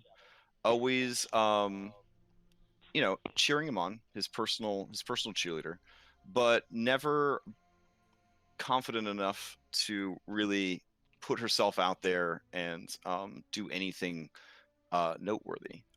Very like traditional noble homebody, like do your lessons, learn your embroidery, a woman's place is behind her man, that kind of thing. Book one, Uh, Sansa. Yes, book one Sansa, perfect. Then, late in life, as it were, their family was unable to find anyone who would marry her. And it wasn't so much that she was unattractive; it was just that she was so dull, and so Like uninteresting. doormat, Yeah, and wallflower. right, and they would kind of like set up like oh, what about Lord Humperduke kind of deal, and even Lord Humperduke would just be like no thanks, kind of thing, and so she spent most of her life being passed up and sort of passed over and ignored. So then, in modern day, Yeah. as far as her, let's say, her movements and habits, what would be like out of the ordinary from what may be considered the norm? Like, Well, around the same time that she hired these adventurers, and again, it's public knowledge, but not historical fact that she's the one that hired the adventurers to kill her brother, essentially. It's like a rumor that she does not squash. Does that make sense? absolutely. Right. She had sort of a glam up where she just like changed her style, changed her clothes, changed her mannerisms. The person was still there. It was unmistakably her, but it was a her who was unafraid and willing to do whatever needed to be done. And it took everyone by surprise. Most especially, of course, her brother who died. And the brother was such a tyrant and had become so evil by the standards of the Sword Coast that no investigation was made into why these adventurers would kill him, other than he was so bad and adventurers kill bad guys, and that was enough for everyone. The region was worried that with his death, the city would kind of fall into ruin as the guilds fought over control, because again, everyone discounted that Morwen would be able to do jack all. But she rose to the challenge and very quickly got the guilds into line, stopped any sort of uprising, reorganized the city, put things back on track. But as far as like her day to day, like does she only take like one meal a day, or is she never seen to be eating? Does she have a food taster? She has a voracious appetite. She does prefer sweets and meats above all else. But she does eat like a normal person. She can go out during the day. She goes to meetings in town. She travels the region and meets with people. She's not like a shut-in or anything like that. Okay. Yeah. She invites people into her home, by invitation. And she does attend the various meetings that must be had. Usually just sitting there in silence, listening, and only intervening as necessary. Okay. But yeah, she can also be seen around town. Like just she'll go to the marketplace like a quote unquote normal person. PHO, do you have any other avenues or questions that I may have missed? I have a couple questions. Is there a particular type of servant that keeps getting hired on to replace the ones that have accidents? Oh, they aren't hiring on anyone. That's the thing. Like as So her she's just burning through the staff. correct. Well, not burning through them, but she's just steadily working her way through this. Well, I mean, that's pretty accusatory. But yeah, I mean, as the staff perishes to natural and accidental causes, they are not replaced. Yeah, no, that's a pattern. I'm saying that out of character. And you guys do find a painting of her in your investigations. She looks like that.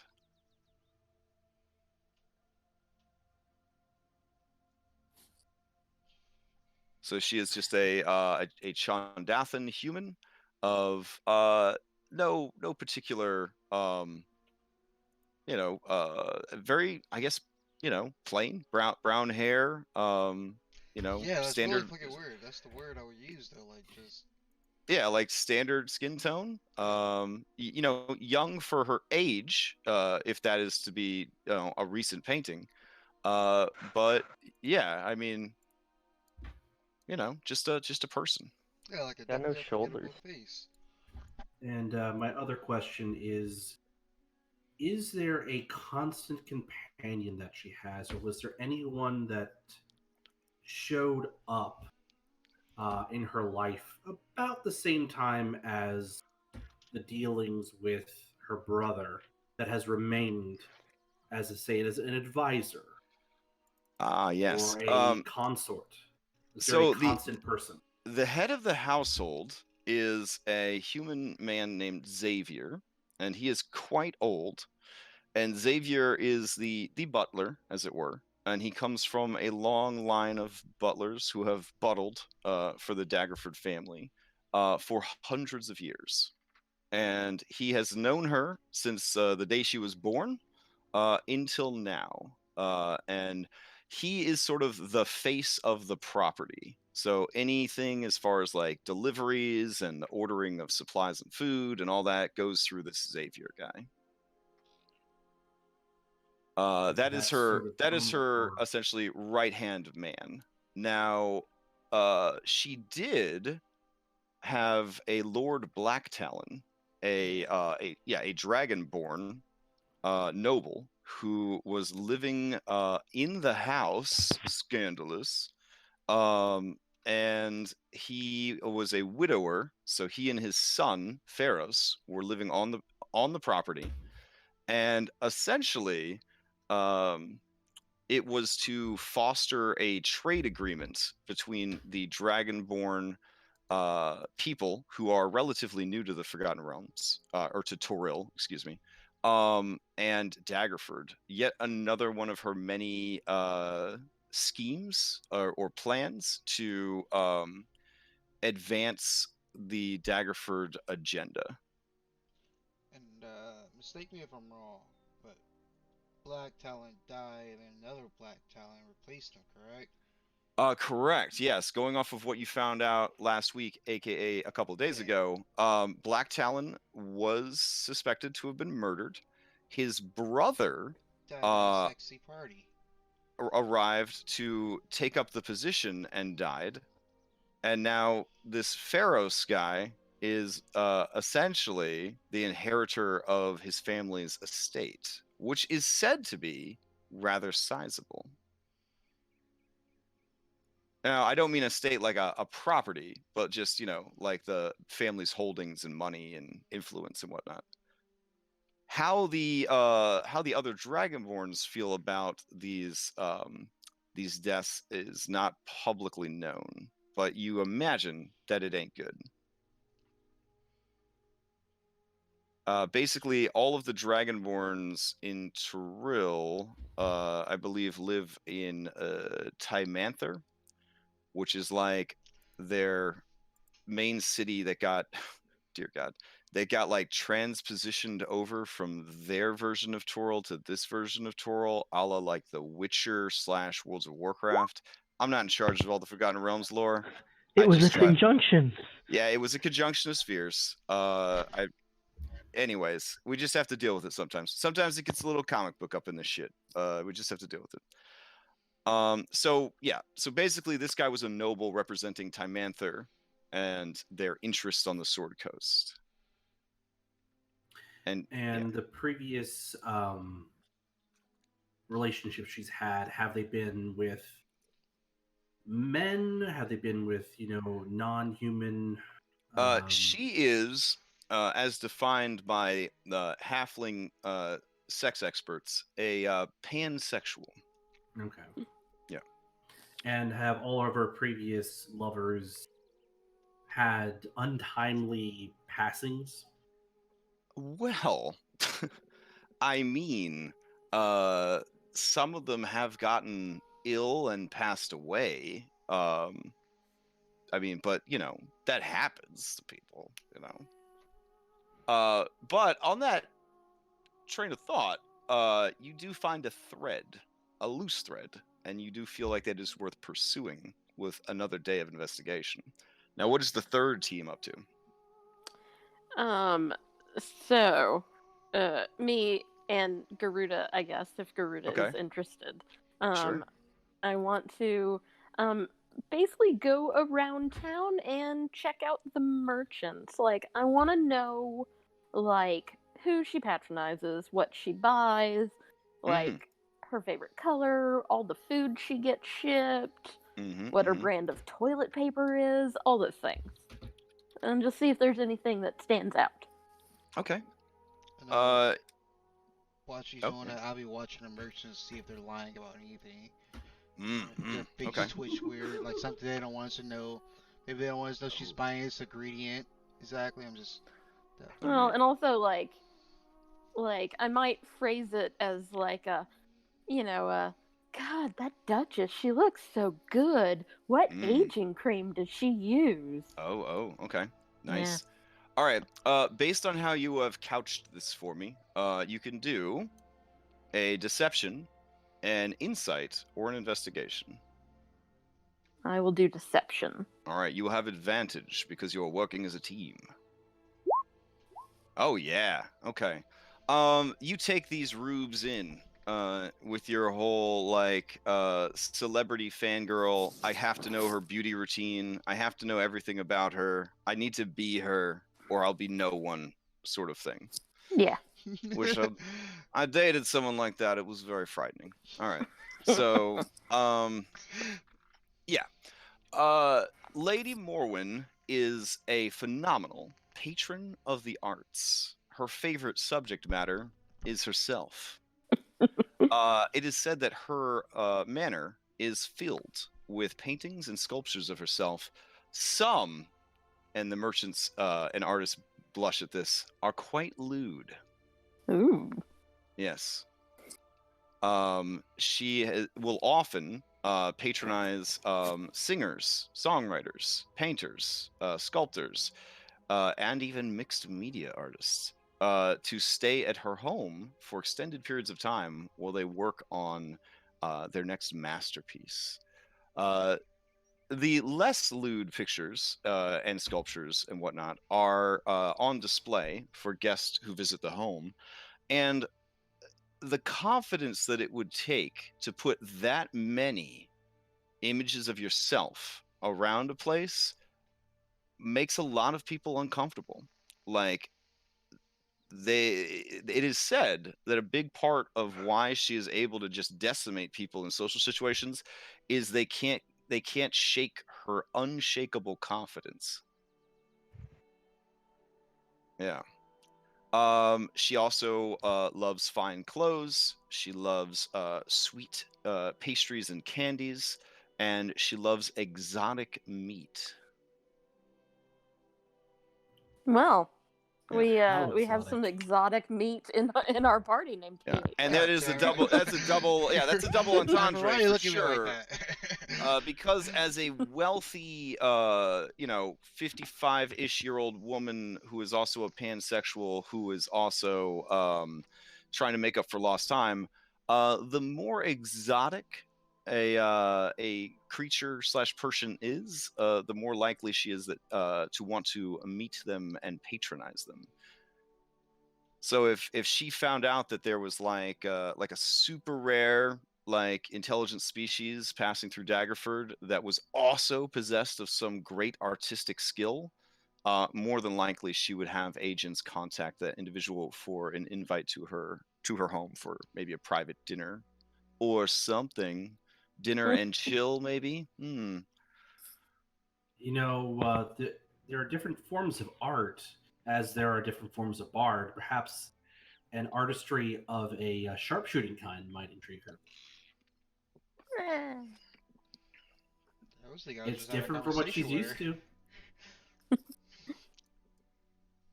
Yeah. Okay. So, yeah, you find all that out. You do find that she will buy any elixirs of youth that do come through the city. And that she is a very big fan of defensive magics, illusion magics, and divination magics. Yeah. She is the owner of a very nice crystal ball. It is said that she spent 5,000 dragons purchasing it from market. Which anybody with training in Arcana would probably know that is far past the minimum amount needed for a scrying device. Ah, shit. Yeah, we're stealing that shit. Cool.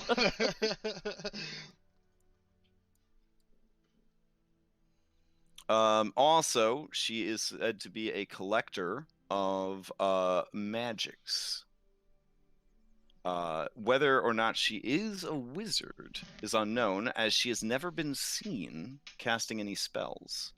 But she does purchase spell scrolls and spell books when they are available and not currently in her collection.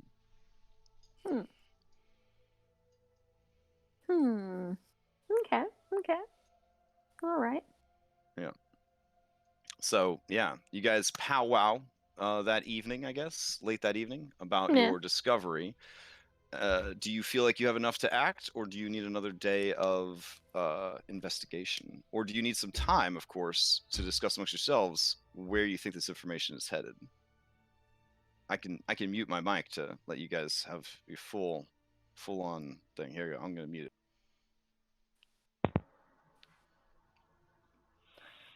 I mean, I feel like we're probably ready. I mean, I guess just check in with luck of the draw. I think we're walking into a trap. Oh, of course we are. But I mean, Well, Oh, I mean, it's... that's a point. You would definitely have heard back from Luck of the Draw by now. So you want Luck of the Draw's information? I thought you were muted, Yeah. Crash. Yeah.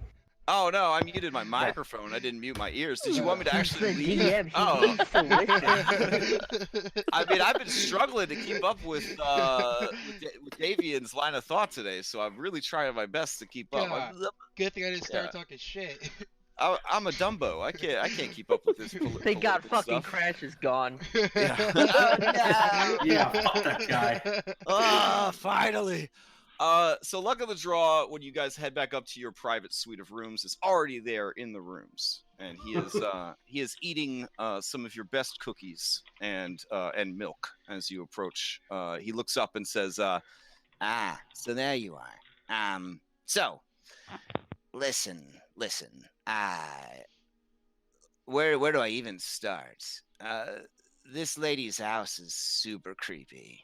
If you're into like humans and naked humans, I guess it's kind of maybe your thing. She's got artwork everywhere of herself. Who does that? I mean, I'm easily the most handsome creature living in the world of Toril, and you don't see me commissioning artists to draw this. and he You just mean kind of most like, vassal priests are in this room.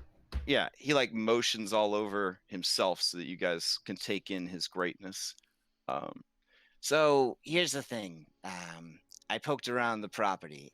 The upstairs, the house itself, it's actually not that hard to get into. You can I mean, assuming you're not completely inept, you could probably get into the house pretty easily. There's so many windows. It's built in like the high elven design, so lots of like elven doors and like big windows and second story balconies, that sort of thing. Multiple places of entry. Uh, I did a little snooping around. There does not seem to be any alarm spells or rooms of protection either. It's actually so easy to break into that it made me feel very nervous. I got the hinky dies. Now, I'm sorry, the what? you know, the hinky dies. You know, where something feels hinky and you feel bad about it.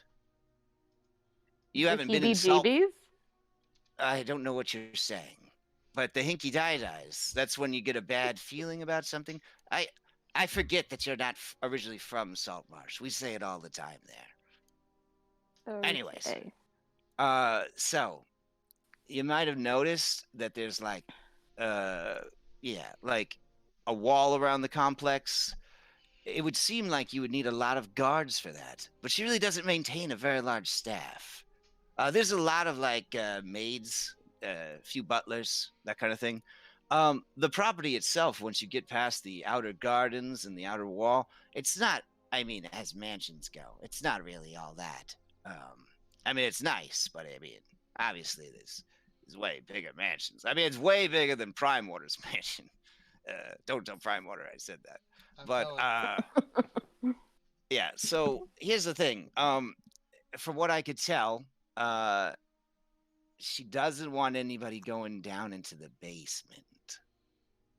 So I did snoop around inside, and that's where the defenses seem to be.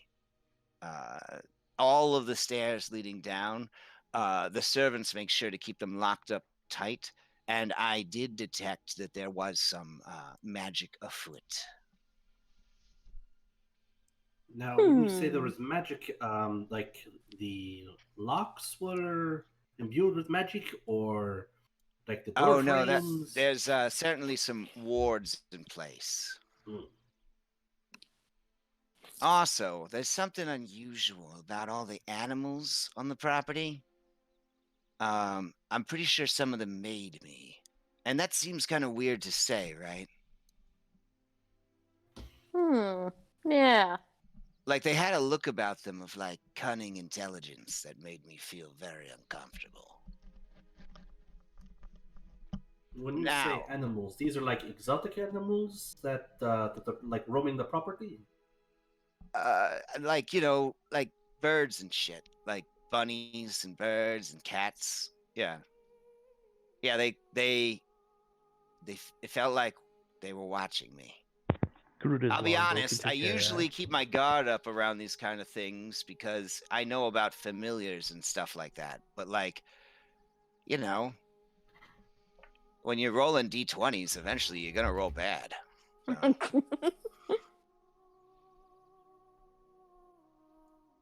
Yeah, they just kind of looked over at me, and it was like they were really seeing me. Do you know what I mean?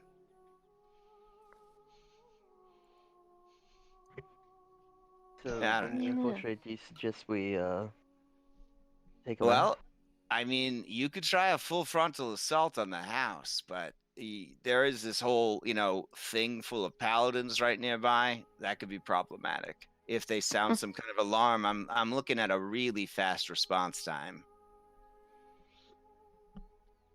Now, here's the thing. If from what I can tell, everything above ground is on the up and up. It's the below ground that's got me curious. So I was asking around and looking for possible points of entry through the basement, and that's where it got interesting.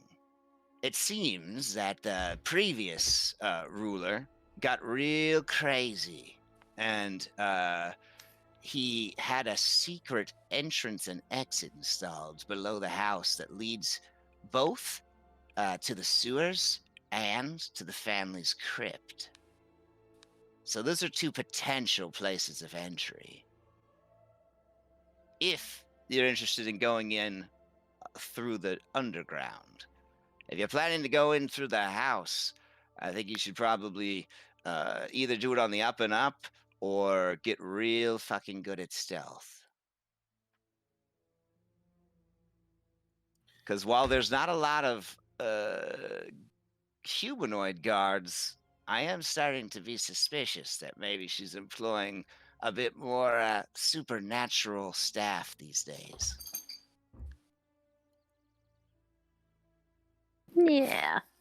Well, I mean, they always put the interesting stuff where the magic wards are, so probably the basement. Yes, I mean, we'd be doing ourselves a favor if we robbed her while we Yeah. took her out, am I right? Yeah. Look I at mean, it. she can't Quick take it with her, question. so. You were not able to find any particular access points. You were just able to find the information. Well, I mean, I didn't really want to go fucking around in a sewer or a No, that crypt is fair. unless you were interested in pursuing those avenues. If that's the case, I could follow up, get more information. Yeah, I say we look into those avenues. Yeah. I Both think those we need to know avenues? access points. Perhaps not Alright. necessarily going in. That might tip our hand, but I think we need to know where we can gain access. Here's the thing. I don't feel like I'm going to be able to go through the house to the downstairs without getting detected. Yeah. No, I No. was suggesting from the sewers or from the crypt. I see. All right, I'll do my best, but the sewers do not sound like a fun place to be. Apparently, they fill up with monsters pretty quick. Do you need someone to go with you? Apparently, it's like a destination vacation spot for like adventurers. Like you mark it off to your dungeon bingo chart. The sewers of Daggerford. It makes sense. They're so close to a lot of troll habitats. Trolls really like sewers, so. I fucking hate trolls. Oh, I am with you, Birdo. I am with you. Now, obviously, the crypt could be nothing, or it could be full of spooks. Yes, find that out. As for all the wards, could maybe take some time. I could write a bunch of scrolls and dispel magic. So Now, the sewers are massive, so if I am going to look into them, I'll try to find you the shortest route. You don't want to spend too much time down there. yes. Mm. We also are gonna need to get to her not completely battered to shit. Look, I know that Prime Water's paying you pretty well for this, but I'm going to tell you, I've like cased a lot of places, and you know how the Prime Waters are a bit different than most people. Yeah. I kind of We're get that aware. same vibe off of this Morwen lady. There's something very alien about the way she lives her life and the things that she does. Yeah. At times, she's like too human to be human, and at other times, she's quite frightening. I watched her beat one of her servants nearly to death. But then, I also watched her be so polite and kind as to be a bit unnerving. It's very peculiar. Yeah.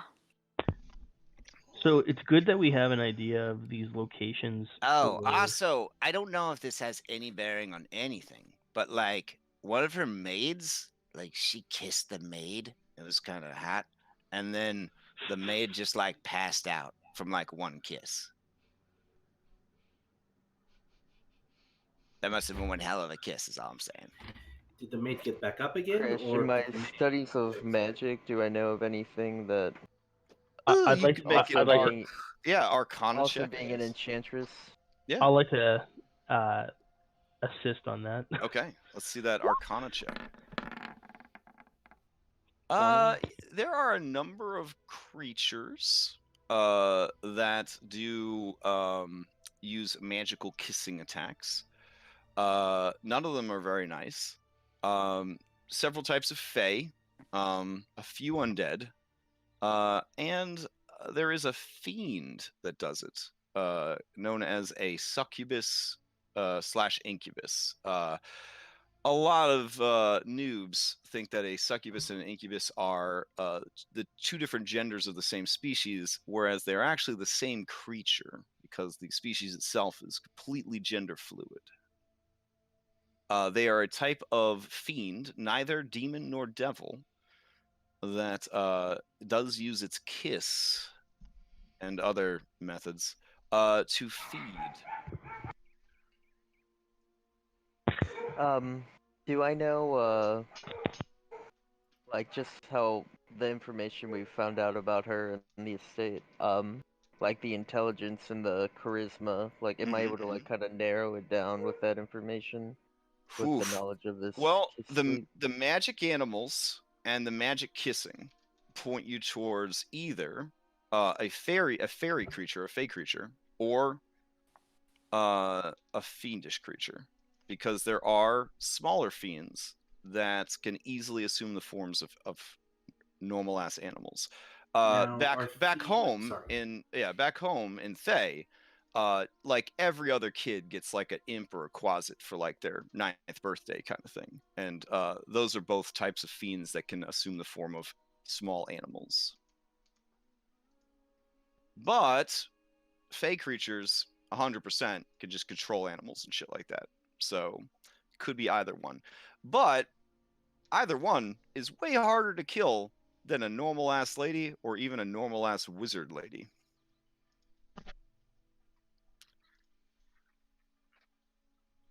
Do I know luck of the like draw any witnessed of like that maid getting back up succubi again? or incubus, like Oh, wizard? sorry, there were two people talking at the same time. Let's go with David first, then I'll go with Okay. Jenna. Yeah. So, Pietro, what do you got for me? Did luck of the draw witness that maid getting up again after the kiss, or was Oh yeah, she wiped out? he was confused and curious. Curious is his fatal flaw. And he did wait around to see if she would recuperate. And she did.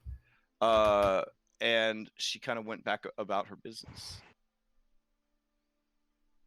But she definitely looked, in his words, drained. Okay. So Jenna, what was your question? Like, do I know of like a history of any like wizard, succubus or incubus? Because I know like Oh yeah. You know that the written recordings of monsters by the hack Volo are only the most basic things, the basic information, and that in reality, monsters, just like people, can attain greater heights of power. You also know with a 20 Arcana that among the succubus or the succubi, there are a noble caste, and then there is sort of the basic bitch caste. The noble caste are almost always spellcasters or enchanters of some strength. And much like noble vampires and basic bitch vampires, they command way greater powers than a normal one. okay. There's some speculation even that vampires are in some way tied to succubi, because they do have an overlap of a need to feed, and their abilities and stuff can be very similar with the whole charming and mind control and things like that. Okay. With my 20 Arcana, would I know any of like potential weaknesses of a succubus incubus? Yeah, let me see. Probably banishment. They are creatures from another plane of existence, so there is that. The interesting thing about them is that, again, they are neither devil nor demon, and they're not even Yugoloths. They are a completely independent species that often works for the highest bidder. Let's see. They are resistant to cold, fire, lightning, and poison. Cannot be harmed. Are resistant to bludgeoning, piercing, slashing from non-magical attacks. That is the basic succubi. The more powerful ones may or may not have additional abilities. It is rumored that they might even be possessed of psionic abilities, which the Red Wizards of Thay have feelings about. They have feelings about that. Yeah. They do have, all of them, every member of the species, telepathy and the ability to read like surface thoughts and communicate via the mind. All of them, as a species, have the ability to essentially dominate through charm their prey.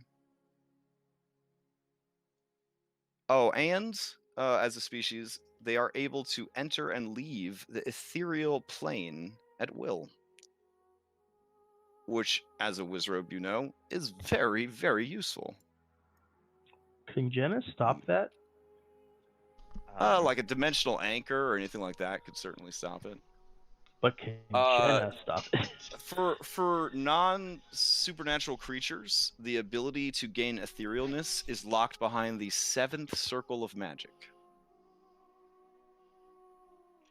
Yeah, that's pretty high shit. Yeah, while you're ethereal, you can move in any direction, up or down. You can move through objects that would be solid on the prime material plane. Things cannot interact with you, and you cannot interact with them. But it's damn handy for traveling and scouting and hiding. It's way more powerful than invisibility. Does silver work on succubi? They don't have any particular weakness to types of metals. Some fiends do. These guys are pretty independent species. Also, most monsters recorded in Volo's various guides to the monsters of the realms don't aren't very skillful, I guess is a good way to describe it without getting too meta. Succubi obviously are. They are expert liars, persuaders, and deceivers, and they're insightful, perceptive, and extremely stealthy. And again, that is the basic bitch. Like, I'm a farmer. Like, that's the basic bitch version of a succubus.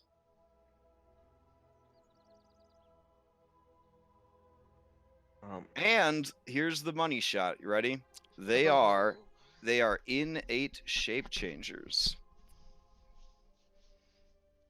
And that's a magical shape changing, allows them to go anywhere between small or medium. Some of the more powerful species can go up to large or huge size.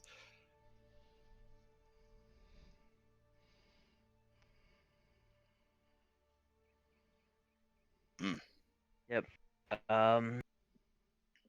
Probably it's this. Where I'm putting my money on. Yeah. I mean, she was bound to be some kind of a boss monster. I don't know what you're talking about. That sounds so meta. I was. She was a person we just need to slip a dagger into, right? Yeah. Yeah, it's gonna be so easy. Yeah, she's got the stats of a commoner, 4 HP. Of course, we can kill her. If we're gonna be like going in with the prostitute party, should we maybe consider going in through the sewers like a day or two ahead of time to clear our escape path, or at least plot out our escape path and be familiar with it? I don't know if the prostitute party is still even an option. I think we're dealing with a monster. I think we're better off infiltrating her basement and lying a trap. Yeah.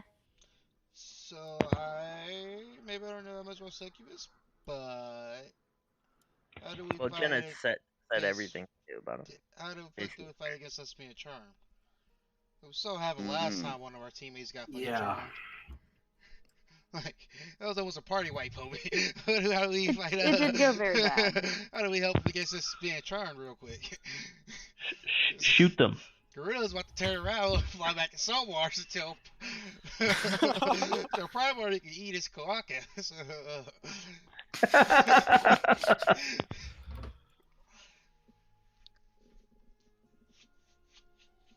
Okay. Now, one thing that you know about shapeshifters, at least, common knowledge, is that when you kill a shapeshifter, they do revert to their true form. So that takes care of the hiding the body part. There isn't one. Well, the problem We is if killed we the succubus. Where's the Duchess? No, I don't know. So scary. But we also probably don't want them to know that the Duchess was a succubus, because if we're trying to implicate,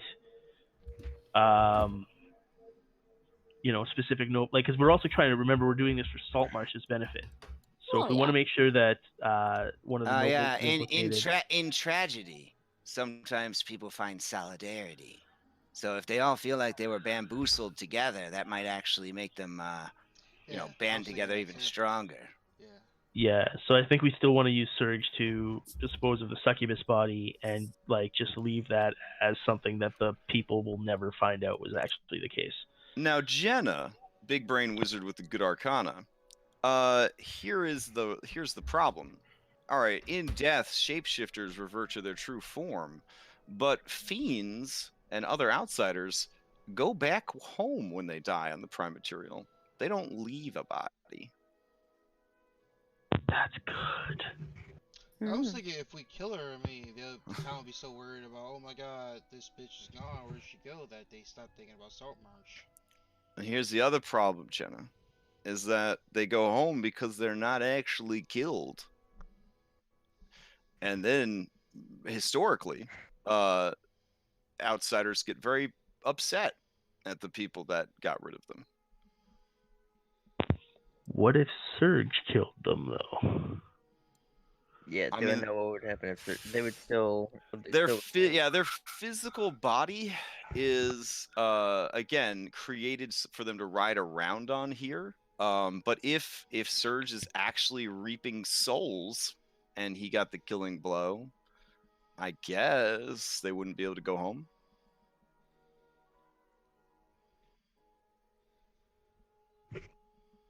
But if he is reaping souls, I guess the question is, what is he doing with those souls? And do you want to give such a powerful soul to whoever he is reaping souls for? Yeah. Yeah. What's wrong with that? Yeah, if something bad happens, sure we don't. heroes in the world that can deal with whatever's coming out of that. Yeah, the souls just got tuna fish. And a Yeah. dolphin, probably. Man, Yeah, it's a lot. It's a lot. Well, we can also spread, blood and make it look like, somebody killed the Duchess and destroyed her body. And And things it's like not that. Generally speaking, I don't imagine that Lathander priests make a point of trying to summon demons from hell to be like, do you happen to know anything about this murder? Yeah. So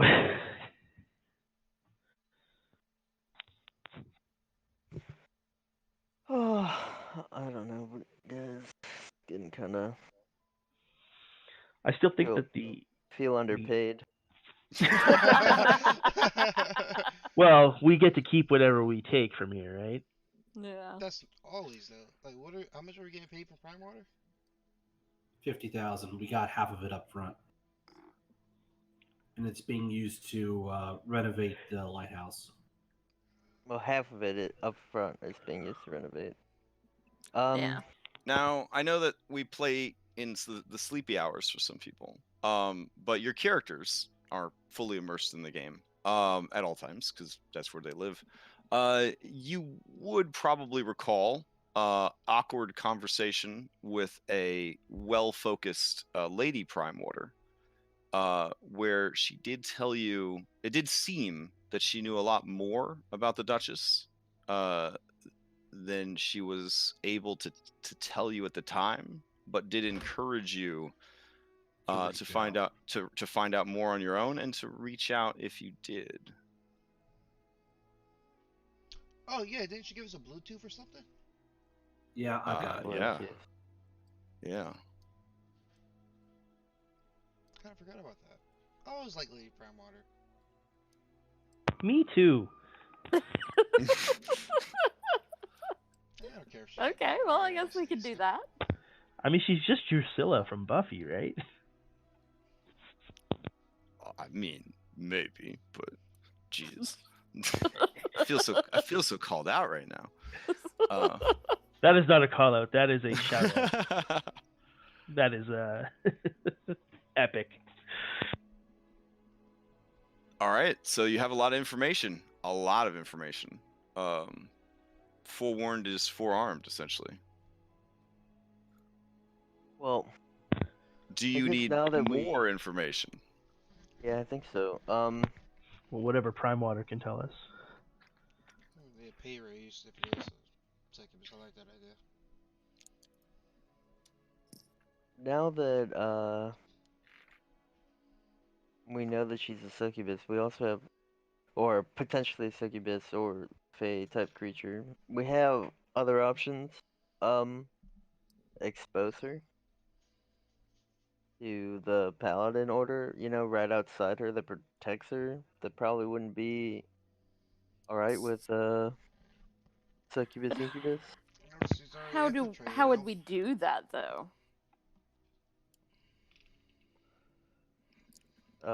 Get evidence, stuff like that. I mean, I feel like the evidence has already been there and they're choosing to ignore it. Wait, don't we have night vision goggles that literally records what's going on? We do. Well, yeah, I suppose there's that. But I think the only way we'd be able to record something incriminating is by attacking her and killing her. And once we do that, I don't think it. Or we're Unless night we vision get goggles. caught by them, if our whole plan goes awry and we actually get caught, then those goggles would be key. To be Or like, no, we were saving Daggerford. have sex with her and wear goggles and make a parasitic tape. See what happens. They already know about her proclivities. They don't care. Jenna, can you hop into secret chat real quick? Yeah. All right. There's information that you have that I feel that Jenna might not disperse. So. Okay.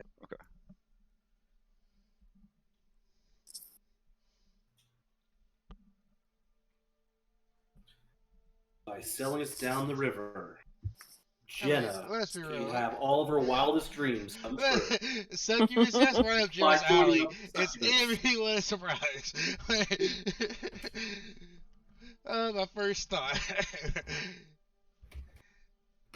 But I wasn't really joking about the sex tape. Just putting that out there. I mean, I don't think she'll necessarily transform during. yeah. Like, all we gotta do is like show her getting power from us. Like maybe she. I don't know. No, that's too easy to explain away. We would have to get footage of her actually transforming. I mean, you see her suddenly getting like more energetic and powerful or whatever, and I mean, in the context of a sex tape, it's like, okay, so you just gave her an O. Or she's getting turned on. Yeah. So it's like. I honestly think this has now gone from a spy mission to a SEAL team mission. Oh, completely, Obi. Like, before I was like very confident, like, okay, we might be able to do this. probably got this. Now I'm like, fuck, let's her out. I mean, No, I think still our have best confidence thing in us is- getting it, but I just think that like we, upon her being done, we still have like We level I don't know. 6, dude. Yeah. No, we're Um, 7. Ruta, do you have any, skills like artistic talents? I can shoot my bow. I feel like I'm a pretty good Artistic? talker. Um, uh, I can fix guns. I don't know. I'm a mechanic, I guess. Is that art? Do you count building things art? Depends on who you talk to.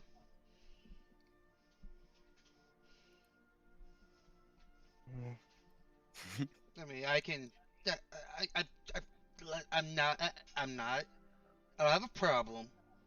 I do partake in the recreational drug use, and I can make a pretty good sculpture out of some metal pieces. That's all I'm gonna say. I don't know how good it'd be, but I feel like I have talent there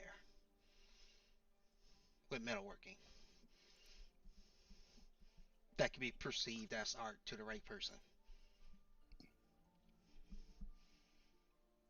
Uh-huh. Okay.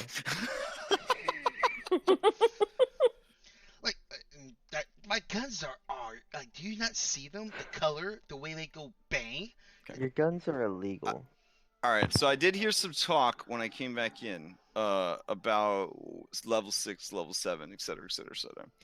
I don't know if this information will make you feel better or worse, but according to Kobold Fight Club, a party of 6 level 7 heroes should be able to handily take down a CR 18 creature. 1-on-1. Yeah, if it's the only thing you're fighting. Yep. If it's a solo fight, you should be able to do that. Is it Cobalt Fight Club? Like, really? Kobold Fight Club is only math. Kobold Fight Club is only math. Just keep that in mind. So your spectrum of stuff that you could be facing now at your level is extremely wide or broad. And that's not hopefully not meant to make you feel nervous, but Also, I feel like it may be important to the Jenna's suggestions. You're aware that Davian's a bard, right? If we're talking about art. I forgot. But are you Yeah. exotic? I mean, looking at your art, I mean, you just look like another elven boy band member, you know? I could dress him up. He is exotic, though. He literally has gills. Okay, that is pretty exotic. The dude got yeah. gills. This dude doesn't have This one gills. doesn't have gills. He's Oh. got tough skin. Tough- He looks like he's sunburned. Like. Oh, I thought you had gills underneath, like on the side of your neck. So I'm so sorry. you I just didn't have mean to like call you sunburned. you I just have eczema or Carapace and something? I have Carapace and Nimble Climber is the two Oof. things. Carapace sounds really gross.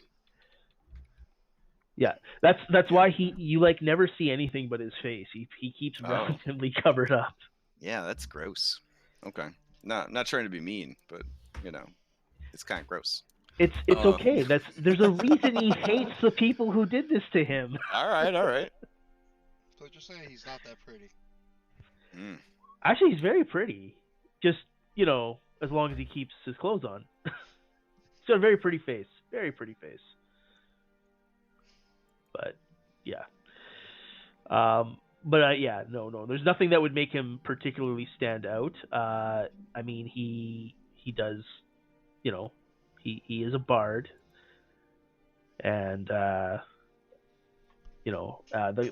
team would know that he's a whispers bard as opposed to he just poses as like a normal bard, but he does have this going on. I don't know if this will actually factor into anything that we choose to do, but it's something to keep in mind. So if we can get her talking before we engage in a fight, we have a slim chance that I can get her frightened of one of us.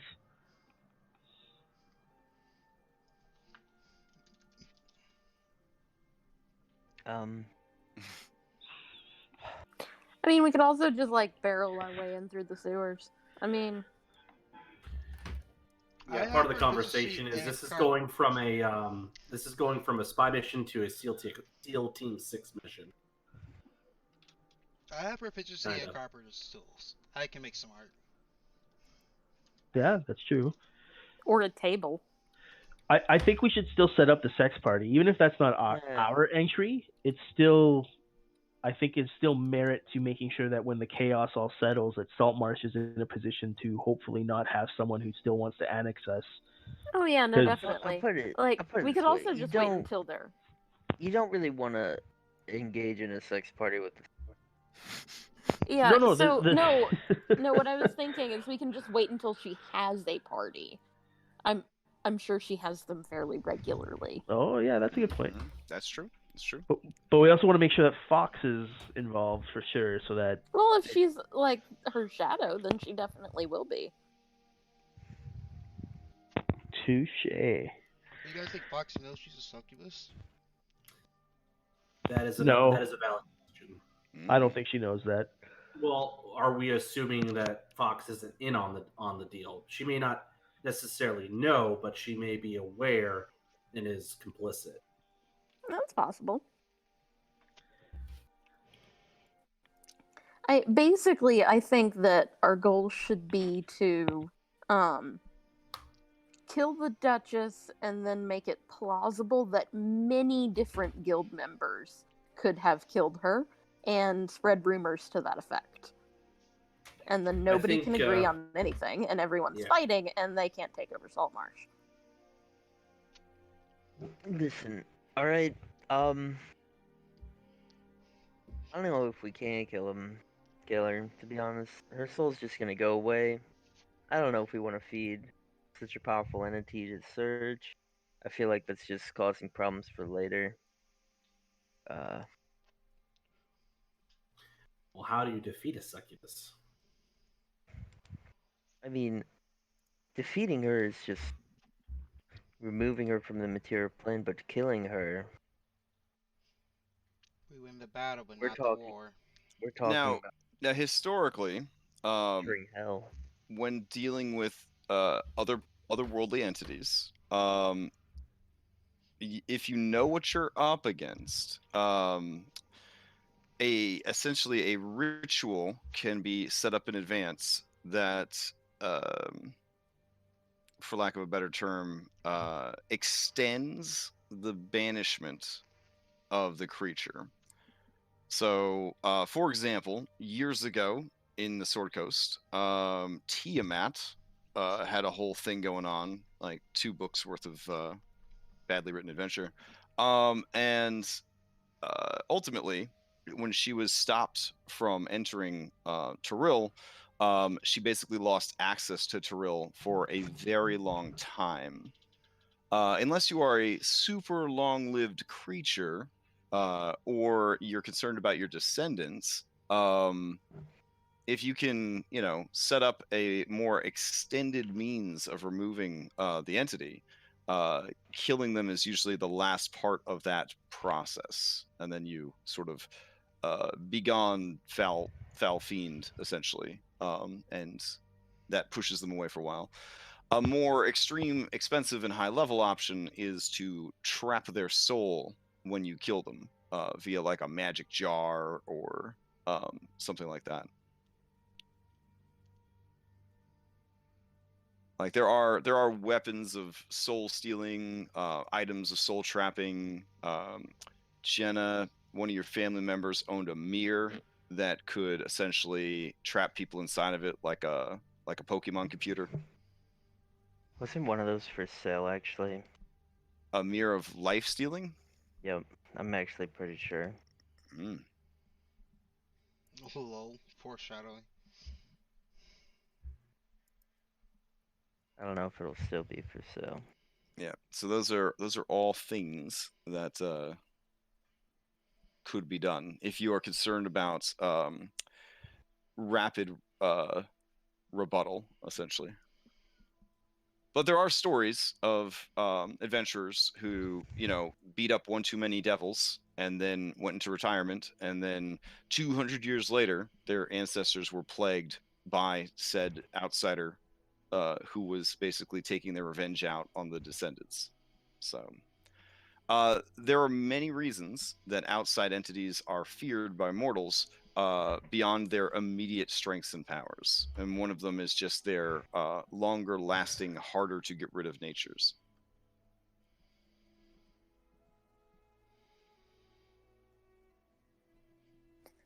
Yep, it was Now- being sold, but it's not being sold anymore. Yeah. So you do have a feeling that Prime Water does not know the full extent of this woman's powers. Is your guess, unless he did a real good job of poker facing you into this.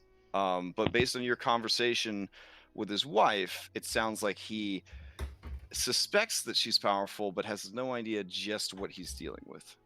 I think Pietro should talk to Lady Primewater and figure out what, if any, insight we can get from that before we take our next step. That or we could also go back to Saltmarsh for a day and have a private meeting with him and enlighten him. Kill little sand crabs and maybe get a higher level. Yes, let's go into the forest and kill boars. I mean, there are a lot of local quests that you could go on. You need some local quests for Daggerford. I have a list of local quests here. They're looking for adventurers. We might already be a level up and just don't know it yet. I keep getting asked that by people. They're like, "What about experience points?" We It's like we borrowed a good bit to get to where we were. We were at 20,000. We borrowed 3,000 points. you are at the difficult growing pains of 5e. Like these, I believe these like 2 or 3 levels here are going to be the hardest ones. One of you has been to very high level play and could probably attest that once you hit a certain point, it feels like you do start leveling a bit more regularly. But there is this kind of awkwardness here where it's a little bit slower. This is the sweet spot of like where the meat of a story and everything can occur within a certain range of levels with stability. You say that, but I'm just feel like, dude, if I was just a higher level wizard, I could just, take care of this no problem. But that's why this is the sweet spot. Where it's that's not just a literally snap of their fingers. every wizard everywhere. Yeah. If I was more 60 spells level in my wizard, book, dude. this would be awesome.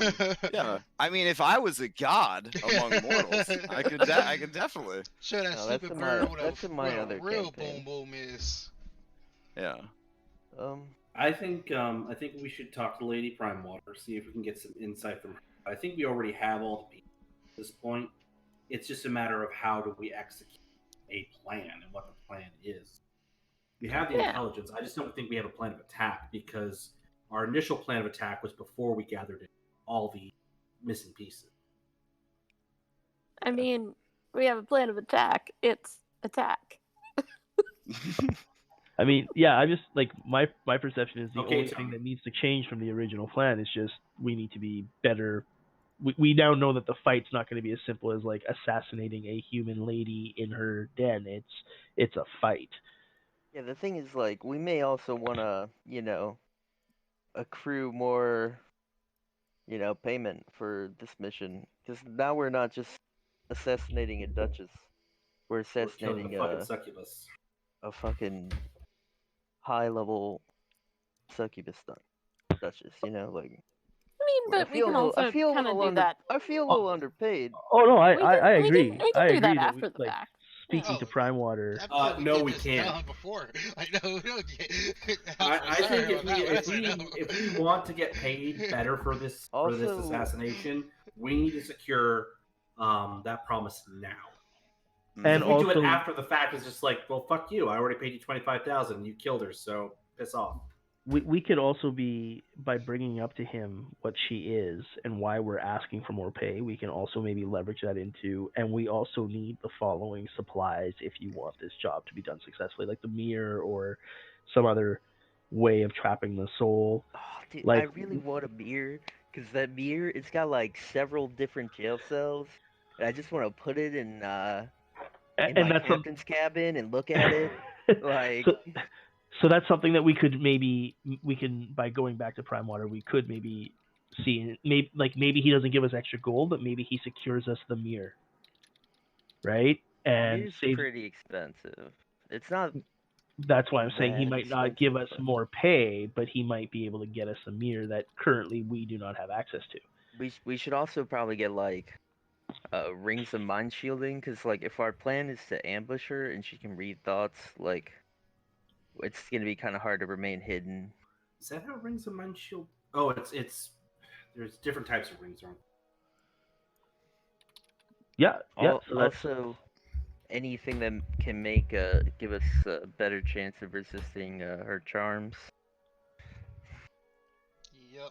Yeah, this mission just got a lot more intense. I think we go back to Prime Water. That Or sounds you like could reach out if you want to reach out to Lady Prime Water. I don't think there's really any point. I think we just head back. Well, I we mean, did agree to tell her that we'd reach out once we found out more. the phone call is free. You know. Yeah. yeah. Yeah. Like calling her we doesn't can mean that we also, don't go back. We can have her ask Prime Water for more money too. Or at least get her on our side before we have the conversation. So when he's like, Call Lady Prime Water. she's like, well, Go ahead, call her. dear. Go ahead, Yeah. call her. Do the call. THO. Let's do the call.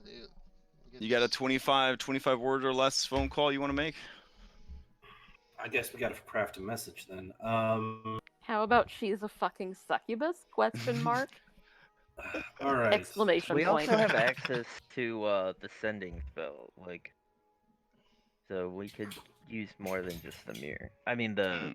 That's true. That's true. The sending stone.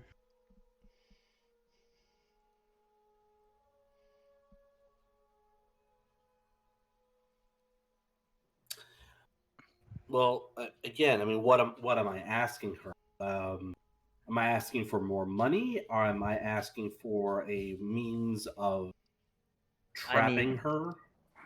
I would just put. We think the Duchess is a succubus. Please advise. Like. Yeah. Okay. All right. In that case, that's what I will send Lady Primewater saying we have proof. Well, not proof, but we evidence strongly suggests Duchess of Daggerford. I'm talking too much, aren't I? Duchess of Daggerford is a succubus. How do we proceed? Please advise. Okay. Given that it's late at night while you're having this meeting, She's up. Yeah, the call comes through, and you hear her voice, and she says, "Oh, it's you. I'm happy you found out the truth. I could not speak on it. I will send you a weapon. It should help." Sweet. Is it just a once back and forth, or? That's it. Yeah, Okay. you get one sending spell off of it. Now you could admittedly cast more sending spells, but they're in the very primitive stages of cell phone technology here because they refuse to embrace technology. You get one text a day. Yeah, this is the All right. day and age of pagers. I'm saying this is pager time. We're not on the best plan, but it's the best available. Jenny, you ask for more money for Primar specifically, or is your little Cindy thingy? And now she's sending you something. I don't know. I mean, it takes It's a weapon. a day and a half, 2 days, travel, depending on when they leave or when they go. So Okay, well, let's see what the weapon is. Yeah, we're gonna need to. So, what do we do in the meantime? And I guess we can ask some questions, root around. But I mean, what else can we do? I mean, do we want to figure out when the next sex party is to coordinate our our sneaking in then? Well, from what you I'm understand, much she would more- definitely be distracted if she was at a sex party. So there is that.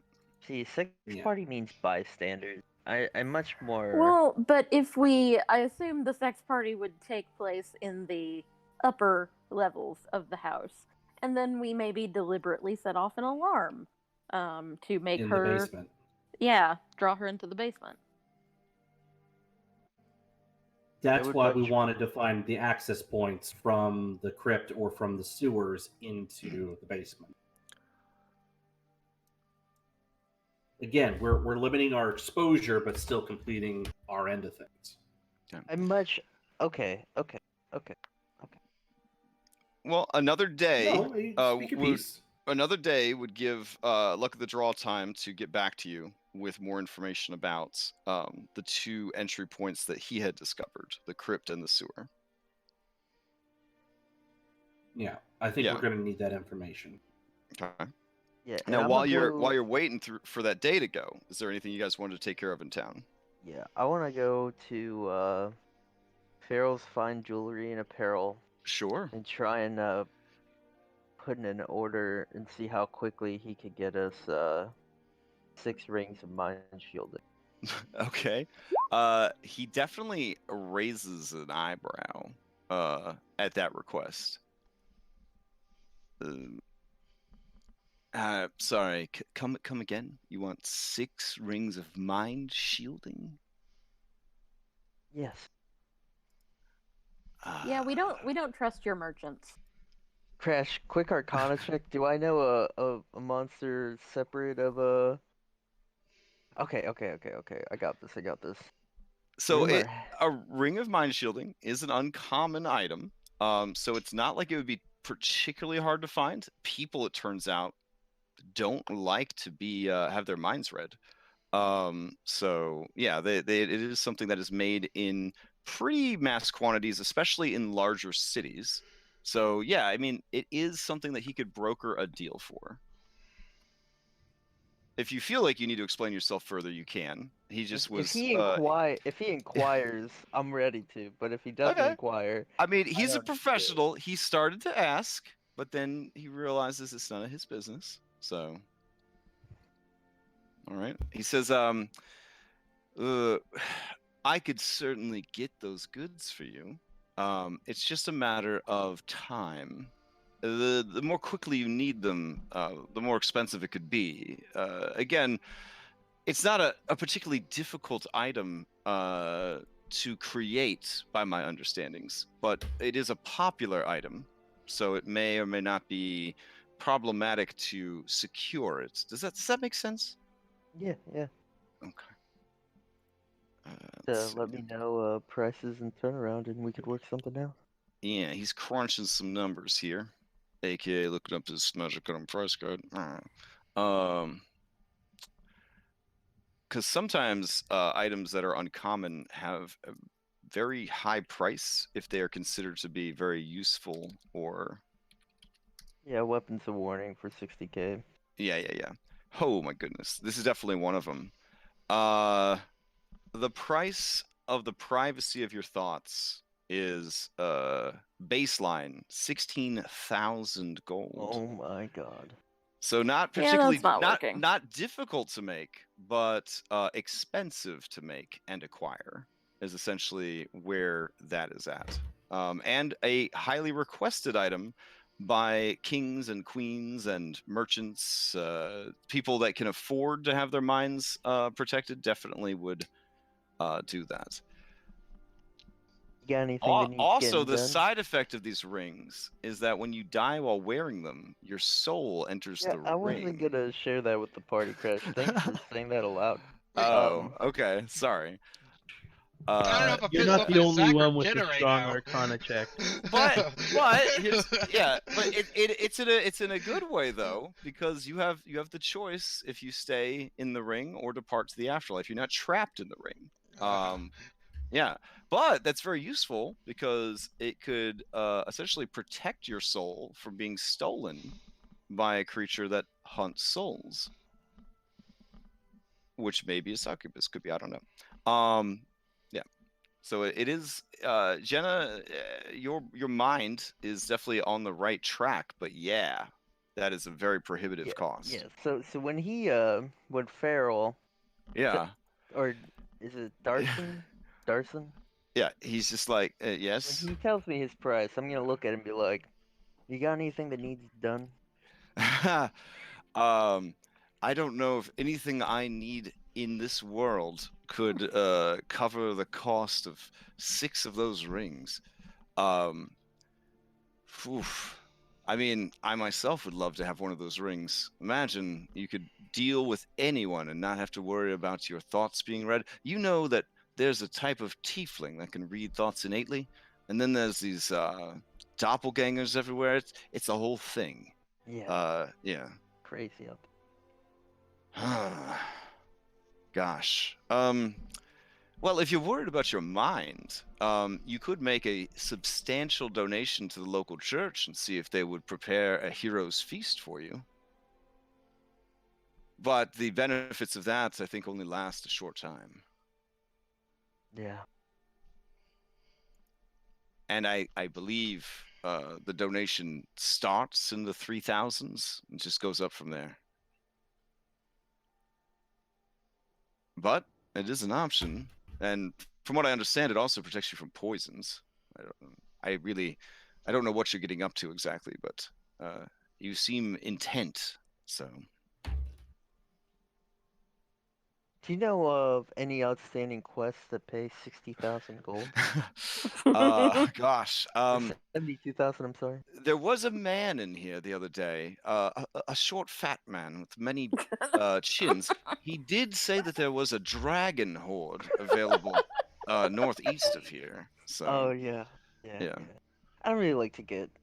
messed And up I with do dragons. have it on good accounts that the lizard folk are quite wealthy, since their people do not have any sort of economy, but they do like collecting shiny things. Also, there was at one time a powerful dragon that lived in the lizard marsh. Perhaps their horde is still unclaimed, though I doubt it. History does say that they were defeated by an adventurer, a group of adventurers. But yeah, I would say a dragon horde would be the fastest way to make that much money. Or I mean, you could head up to Waterdeep and try to rob a bank or something. Is there no spell that can protect our thoughts? Like just a spell? Look. I mean, are you there at the store asking this guy, or? No, sorry, this is okay. out of character. Like we're talking Sure. about a 60,000 gold investment and everything else, and I mean, don't get me wrong, those rings would be worth it, but like, is it just because there's not like a spell we can cast that protects our thoughts? Problem is, we're only 7th level. Yeah, that's it. So, we're limited to the 4th school of magic. Again, there's not a huge rush if you guys feel that you maybe need to journey out into the world and become a bit more experienced before moving forward. There are other fish to fry, even local fish.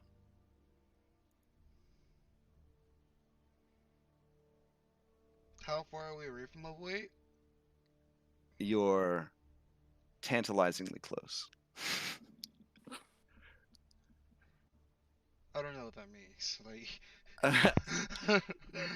It means let's do a thing before we fight. I will clear the lumber shed of I this- will I will concede Like- to pay out all XP to all of my games after the session is over. I will go through, I will update all of the calendars, I will update all of the XP. I promise. You're recording me saying the words. I will update all of that stuff. But I have been tracking the rough estimate, and you guys are closing in on level 8 for sure. Yeah, we could go clear out them sand crabs at that old guy's house that we passed first mission. Get some more boosts for us, and fucking we should get the weapon by then and try to take out the succubus. But Oh, there's a new UA spell on D&D Beyond called Thought Shield. It's only Oh, second level. oh, that's from that psionic update. Yeah. Also, when we actually fight, Jenna, maybe you should invest in learning Private Sanctum. Because what would happen if you kill a fiend inside of a Private Sanctum where planar travel is blocked within the warded area? The area is a cube that can be okay. It can be large. Yeah, like I mean, I honestly, this is the best part is I have no idea. I don't know what would happen to a fiend that dies trapped inside of one of those things where they can't actually be brought back to their home plane. Says planar travel is blocked. Hmm? Yeah, which might give us the ability to kill her here, like for realsies. Because I like out of character, like earlier editions, you had to go to their home plane and kill them to actually kill them. But what if they can't get to their home plane? Okay, Chris. And that so is it's still read- that is still the standard. Is outsiders can only die if they die on their home plane. But what happens if they die and can't go to their home plane? Dun dun dun. I guess you'll have to find out through applied science. This is what I'm saying. I would love to find out through applied science. Also, I also have a question. Nothing can teleport in or out of the warded area. Planar travel is blocked within the warded area. Would that also include entering the ethereal plane? Oh, for sure. Oh yeah. Oh, 100%. Yeah. Ethereal plane is another plane of existence. It is a neighboring plane / overlapping plane, but it is still another plane. Yeah. It doesn't matter that it's like one atom to the left. It still counts as another plane of existence. And like the best part is you can choose as many of those things as you want. So like we can make sound can't pass through. So like it's not like guards patrolling like in the hall outside of whatever room we're in would hear the sounds of battle. This is an amazing spell. Yeah, I've used it before, but only so like in a campaign where we were getting screwed on a bunch. Yeah, it actually looks perfect. Alright, I'm gonna look at Darson and be like, thank you for your time. And I'm gonna walk out of the Feral Fine Jewelry and Apparel. Ask him for a scroll. He barters in jewelry. Oh. Oh, I guess he does have spell scrolls. He's got spell He scrolls. does have scrolls. Yeah, see if he can get you a scroll of Private Sanctum. Yeah, I'll ask him if he has or could procure a scroll of Private Sanctum. Oh, jeez. Of Mordenkainen's Private Sanctum. Yeah, that definitely falls under the rare spells category. Let's see. Anything that's from a supplemental book would obviously fall under that category. Let's see. He could try to track down the spell. Because of the rarity of the spell, and of course, royalties paid to Mordenkainen's estate, the spell scroll would run higher than normal. If he could find it, he would be bold enough to ask for 1,200 gold for it. Yeah. Okay. I'll pay that. All right, then he will immediately get to work trying to track down the scroll for you. All right, so that seems pretty easy. Did you guys want the list of Daggerford jobs? Or were you just joking with me? Yeah. I mean, it's good to know what's Also, out there. I'm pretty down to go kill a dragon real quick. Like, I'm not really a fan of fighting dragons, but like, could use some money. Damn, you're I- totally and I real mean, fucking quick, dude. if they have a horde, that's a lot of loot that could also be translated into things that can make us kill a succubus easier. Although they were saying that a band of adventurers killed that black dragon. I mean, that wasn't that the black dragon Oh, we the were being black asked dragon to in the kill? swamp is an ancient black dragon. That's a bit above our. Yeah, I'm just wanting Well, clarification. on actually, according to Kobold Fight Club, yeah. So I would still say it's above your pay grade. Kobold Fight Club, yeah, it's trying its best. It's trying its best.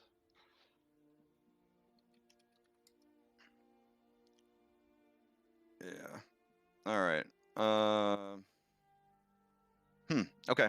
So the quest in the area, there is, of course, clearing out the sewers of Daggerford. That is always an outstanding quest that is available. The people at the mines are dealing with giants, so there's that. Let's see. There is a bounty on lizardfolk in the marshes. The more you kill, the more you earn. Yeah, good stuff.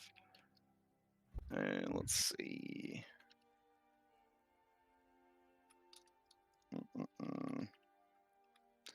I'm looking for the full thing here. All right, there is supposedly some hags up in Blightwood that they need taken care of. I think I'm on the right layer. Oh, here we go. So Blightwood over here. That is where there are some hags that they are having problems with. Over here is where the giant situation is at. Of course, where you are right now is the sewers. Over here, we're dealing with some lizard marsh, lizard folk problems. So that is a concern. Yeah. Overall, none of the quests really reek of huge payday. Lizard folk are of course always rumored to be rather wealthy if you can find where they stash all of their trinkets and shinies and whatnot. And then of course there is Harbin Westbringer and his white dragon. I mean that's a thing. Could happen. And there are the jobs that are still outstanding back in Saltmarsh, which is to say, I think you were offered a job before you left town. Looking into Yeah, the mines. yeah, what lay beneath the mines, essentially. cultists. So Do you guys want to go kill a dragon? I'm leaning towards dragon. oh damn. All right.